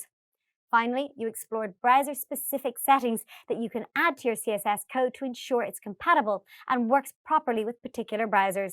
Well done. As you may have experienced when using different apps in your everyday life, first impressions matter, whether you are using an app to make a photo collage or to order food online. If you are using a new app and it doesn't behave the way you expect it to, it makes a bad first impression on you. It may very well leave you feeling frustrated and seeking alternatives that can deliver what you need. To combat scenarios like this, developers employ rigorous user interface or UI testing strategies to ensure optimal customer satisfaction. UI testing is a complex area with many techniques and strategies used by developers. The strategies you will use will often be determined by business priority, customer requirements, and project timelines. In this video, you will learn about some UI testing strategies in specific cross-device testing. You will also discover practical examples of how to do cross-device testing in the browser. There are many UI testing strategies and an even wider range of tools available to implement them. The most common strategies used during development are automated user acceptance testing, cross-device testing, and visual regression testing. You can learn more about the other types of testing in future courses. For now, let's just focus on cross-device testing. Cross-device testing involves the manual or automated use of different devices to test the layout and behavior of an application. The goal of this testing strategy is to ensure user experience consistency between different devices. Think of all the different mobile devices and their screen sizes and internal hardware. There are a lot of possibilities. Many companies use the most common devices for testing, as less common devices could have a low return on investment versus the cost of maintaining and running the tests on those devices. So if you have an old phone stashed in a drawer somewhere, chances are that modern apps won't work on the devices as well as they're supposed to. Now that you've learned about the different types of UI testing, you are ready to learn how to use web developer tools to manually perform cross-device testing. In my web browser, I've opened one of my previously developed web pages for the Little Lemon restaurant. I've opened the browser developer tools by right-clicking the page and selecting Inspect Element. An alternative way to open the tools is to press F12. To begin cross-device testing the web page, I can click the Toggle Device Toolbar button. On the top of the browser, I can now change the browser view to simulate different devices. If I click on the Edit button, I can select additional devices to add to the toolbar. However, it is important to note that this will only simulate the screen size of the device, not the actual hardware. Luckily, the browser also has tools available to closely simulate certain network and hardware conditions. In the Performance tab of the Developer Tools, I can use the Network option to simulate different mobile network speeds. Additionally, I can use the CPU option to slow down the web browser as if it was running on a slow or older device. This will allow me to view how my web page performs in different environments. Of course, this is all simulated. There are many tools available to perform testing on virtual mobile software and also on real mobile hardware. Many businesses have in-house labs with many mobile devices to perform more real-world environment testing. If you're interested in learning more, review the links included in the additional reading material. You should now be able to identify the main UI testing strategies used to ensure customer satisfaction. And what's more, you also learned about the web developer tools you can use to perform cross-device testing. An untested application is a wildcard. You have no idea whether it works or it doesn't work. A tested application gives you confidence that what was originally built is working as intended.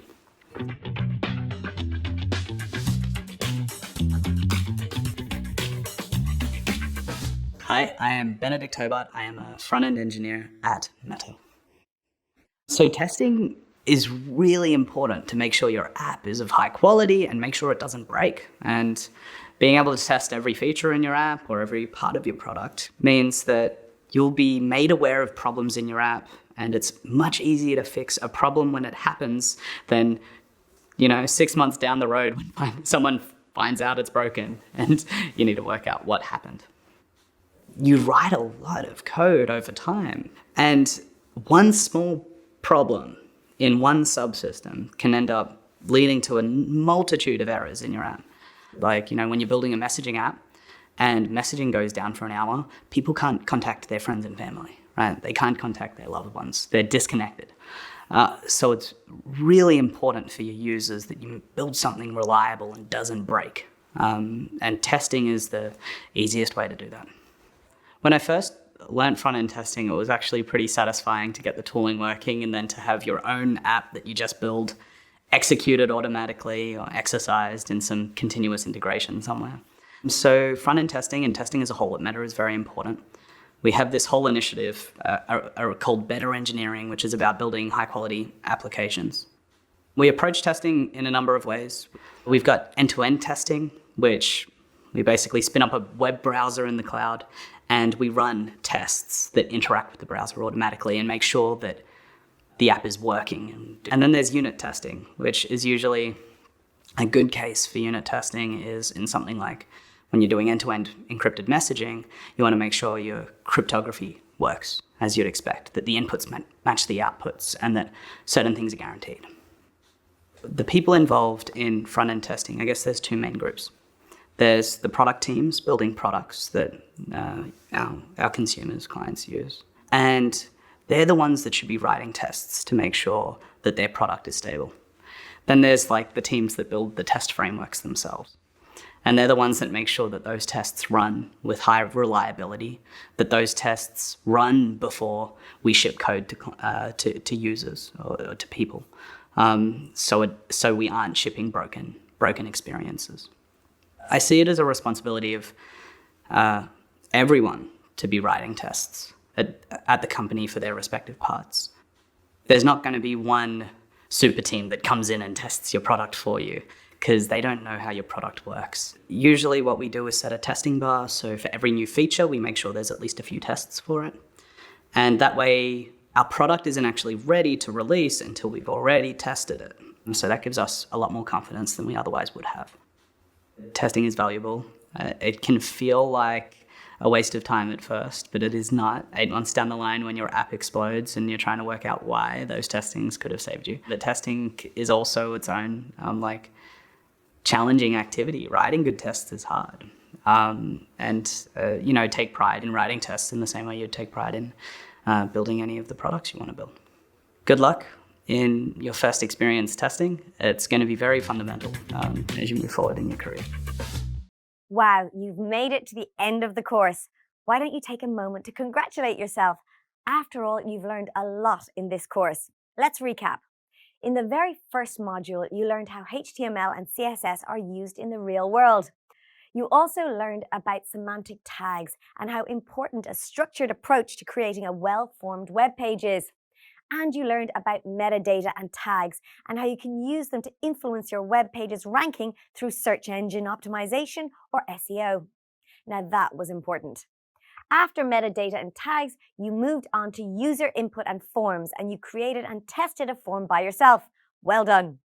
The last part of this module was about media elements and you ended on a high note by learning how to embed video and audio in a web page. After media elements, you took a deep dive into CSS layouts, grids, and flexboxes in the next module.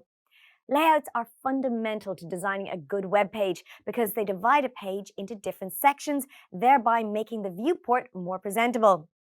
I'm sure you learned a lot in this section about how to make sure that your user is always presented with a good viewport.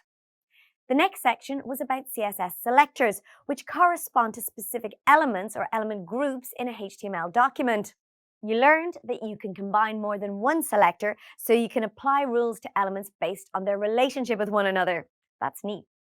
And with pseudo-class selectors, you can improve the interactivity of your web pages without having to add overly advanced styling. Ultimately, you should now know how to use CSS selectors, like attribute selectors, to apply rules to different HTML elements with varying degrees of specificity. In the second last part of this module, you learned about keyframes, animations, and effects in CSS, essential knowledge and skills for any front-end developer. Let's refresh your memory about what those effects include. Think of sliding galleries, cursor effects, and the hover effect, which is very frequently used on web pages. While it's tempting to add lots of animations and effects, you should remember that it can be distracting for users and it may cause your web page to load slowly. The last part of the second module was all about how to use browser developer tools to assist with debugging HTML and CSS issues. Developers make mistakes all the time and they're a normal part of the process. So don't feel bad when you make a mistake. That's what debugging is for, to figure out where something went wrong and how you can fix it. Debugging can't happen without testing, and you also learned about UI testing strategies, such as cross-device testing and a range of tools that can help eliminate problems in code. Wow, you covered a lot in this course. This might only be the start of your journey towards becoming a HTML and CSS developer, but you can be very proud of yourself for how much you've already learned and accomplished. Thank you. It's been a pleasure to embark on this journey of discovery with you. Best of luck in the future. You might recall learning about client personas earlier in the course. For the project, you have to choose one client persona to develop a homepage for. But if you want to practice, you can build multiple web pages using the different HTML and CSS skills that you've learned. In this video, you will learn how to approach and plan a web page layout so you can practice for your own project. First, let's start with the visual layout. The web page should have the company logo at the top of the page with a navigation menu underneath. The main content of the page should be below the navigation menu. At the bottom of the page is the footer. The navigation menu requires 4 links to be laid out horizontally. One link must be to the home page you are developing. Depending on the client persona you've chosen, the other links can be to product pages, contact forms, or company information pages. The main content should feature a large banner that links to the client's current promotional offer. Below the promotional banner, there are 3 columns. Each column should contain an image followed by a heading and some text. Again, depending on the client you choose, these can contain offerings or information about the client. The footer is split into 2 columns. The left column will contain a small version of the client logo, and the right column will contain copyright text. Now that you know what the visual requirements are, let's examine how you can structure the HTML and CSS for this layout. Remember that it's important to semantically structure your HTML document so search engines and accessibility software can understand the semantics of the web page. So it's best to start by planning out the semantic structure. You should use the header element for the logo, the nav element for the navigation, the main element for the main content, and the footer element for the footer of the page. Once you've set up your semantic HTML structure, the next step is to plan your grid layout for the main content and footer. For these parts of the web page, you can use either a CSS grid or a flexbox layout. It's important to plan your CSS rules for the different size columns that are required. Remember, you'll need a full width column and 3 1/3 columns for the main content. To simplify the main content, consider splitting the content into 2 rows, then 2 half width columns for the footer. One last note, it's important to plan your units of measurement. When defining your CSS rules and properties, it will be easier to maintain and debug your CSS if your units are consistent throughout the code. As you learned earlier in the course, choosing a unit such as M or Rem for your CSS at the beginning of the project and sticking to it will help you as you progress further.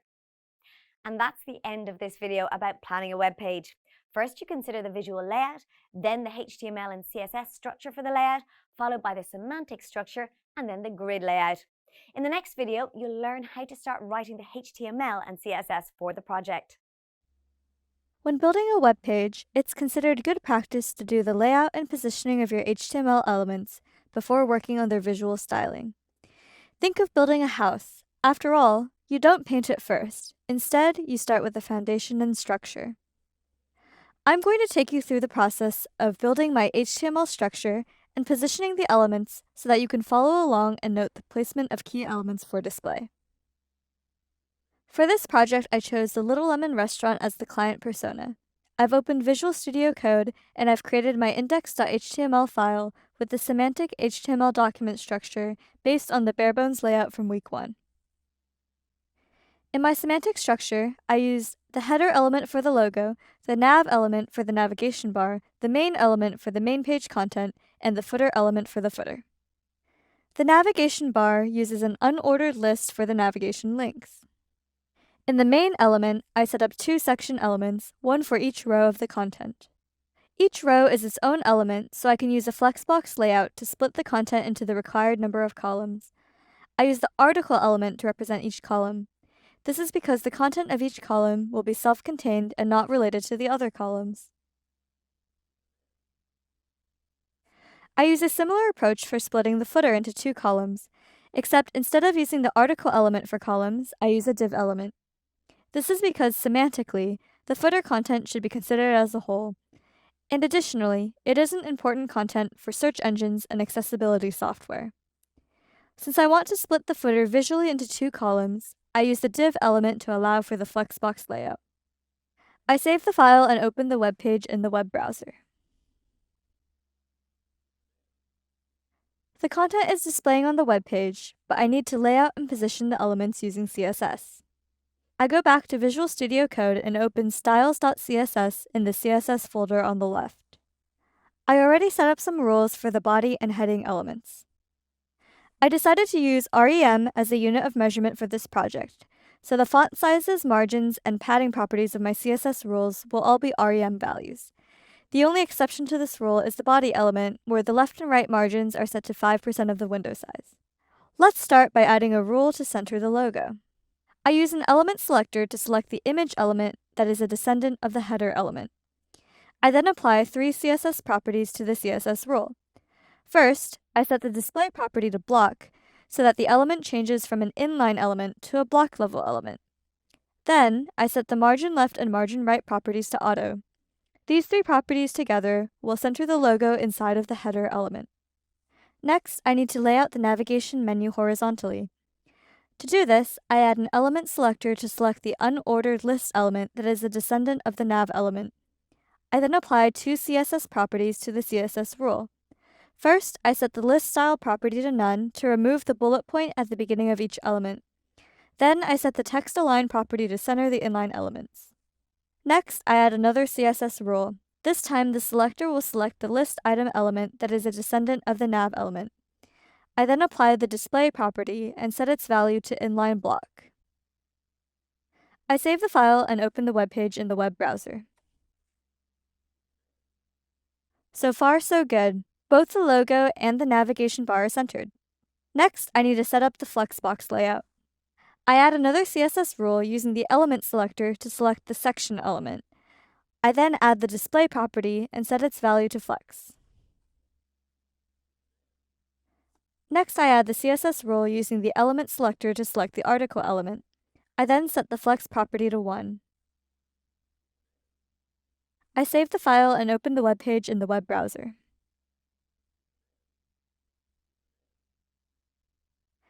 Now the main content is laid out correctly, with 1 column in the first row and 3 columns in the second row. Finally, I'll set the layout for the footer. First, I add a CSS rule using the element selector to select the footer element. I then add the display property and set its value to flex. Then I add another CSS rule. This time the selector will select the div element that is a descendant of the footer element. I then set the flex property to 1. I save the file again and open the web page in the web browser. Success! The web page elements are now laid out and positioned correctly. Laying out and positioning your HTML elements first will always save you time later on when you begin applying visual improvements and animations. Doing it this way means that your web page has a good, strong foundational layout to work from, and to which you can add the paint and decor, the visual styling of your web page. Take some time to practice building your HTML structure and setting up the positioning of your elements. A key part of building a website is to ensure both a good user interface and a good user experience. But what's the difference between those two and what makes them good or bad? This video will explain the difference between user interface, UI, and user experience, UX, as well as the concept of intentional engagement, which will help you design a good user experience for your web page visitors. User experience, or UX, is how a user interacts with the web page or app as a whole. That includes presentation of information, the flow between different sections, and the ease of use. One way of thinking about it is to consider ketchup bottle design. Most ketchup bottles have a lid at the top. This lets you get ketchup out with relative ease when the bottle is full, but it becomes increasingly difficult to get to the ketchup at the bottom of the bottle as it empties out. A better user experience is a ketchup bottle with the lid at the bottom instead. This design lets gravity do the work of getting the ketchup out of the bottle. Now that's a good user experience design. User experience is driven by the needs and viewpoint of the user. There are many different UX design processes that are used by businesses, such as stakeholder interviews, user research, UX audit and scenario mapping, and client persona. In fact, you're already using the last one, client persona, for your homepage project. Creating a client persona is a good process for planning a website through the point of view of a potential client and their customers. But for this project, let's focus on another process you can use to improve the user experience: intentional engagement. The goal of engagement is to keep the user interacting with your website and, depending on the business, drive revenue through purchases or interaction with advertisements. Because the web page you're building is targeted towards customers that fit the client persona, the user experience should be driven by how the customers will engage with the website. It is a good exercise to list what customers will be looking for when they visit the website and try to make it as easy as possible for your users to get that information.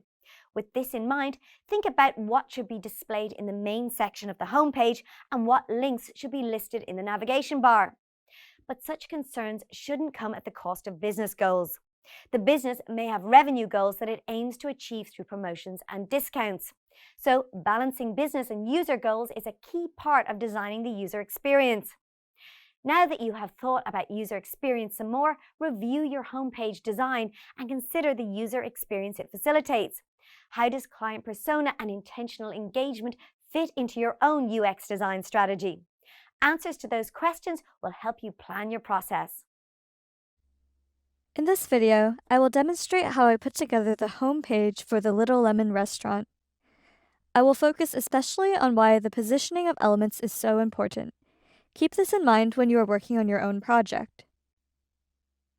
After setting up the positioning of my elements, I plan out the user experience and implement the visual styling of the page. I decide that the user experience should balance business revenue goals with common information that a customer needs. The result is a homepage that displays the current promotional offering in the large display area, also known as the hero area. Then in the smaller 3 columns, I link to the menu, the booking system, and display information about the opening hours of the restaurant. Let's examine the additional CSS I added to improve the visuals of the page.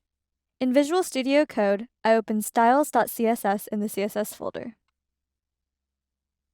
First, I apply the font size and margin properties to the heading elements and to the nav elements.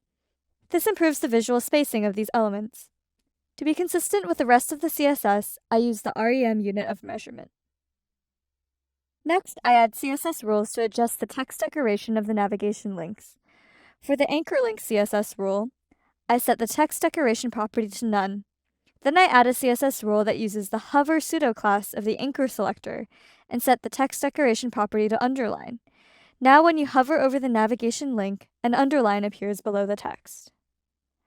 Then I update the section and footer CSS rules. I add the gap property and set its value to 2 rem, 1 rem. This applies a 2 rem gutter between the flex rows and a 1 rem gutter between the columns. These settings improve the spacing between the column elements. I also add the margin top and margin bottom properties and set their values to 1 rem to increase the spacing between section elements. Next, I update the article element so that the contents won't be close to the left and right edges of the element.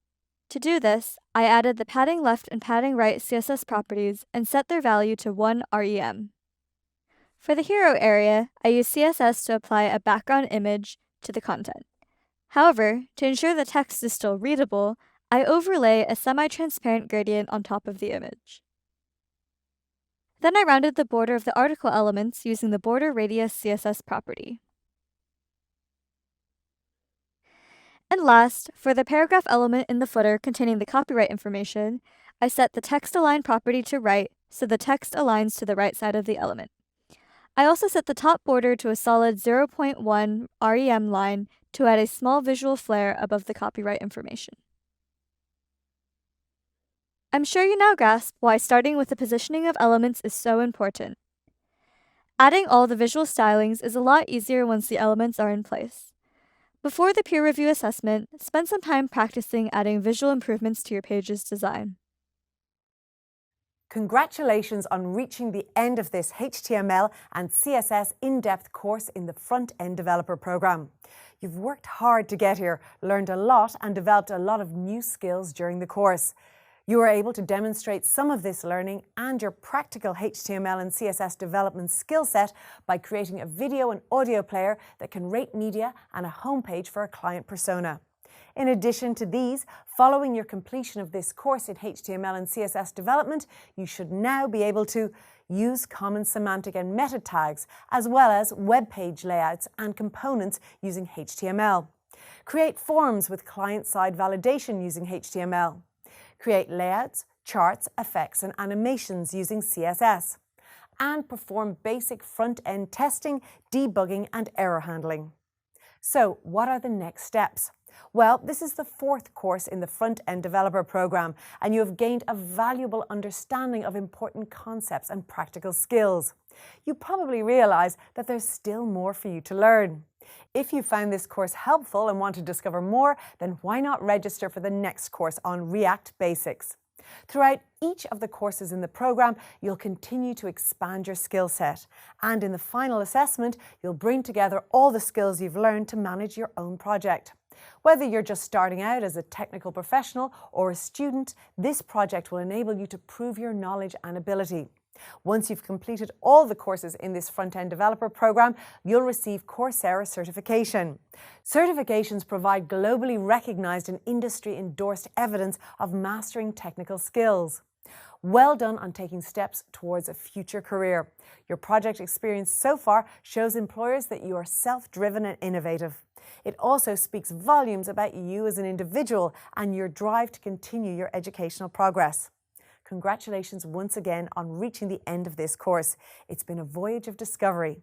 Best of luck and do continue to pursue your own learning objectives to their final goal.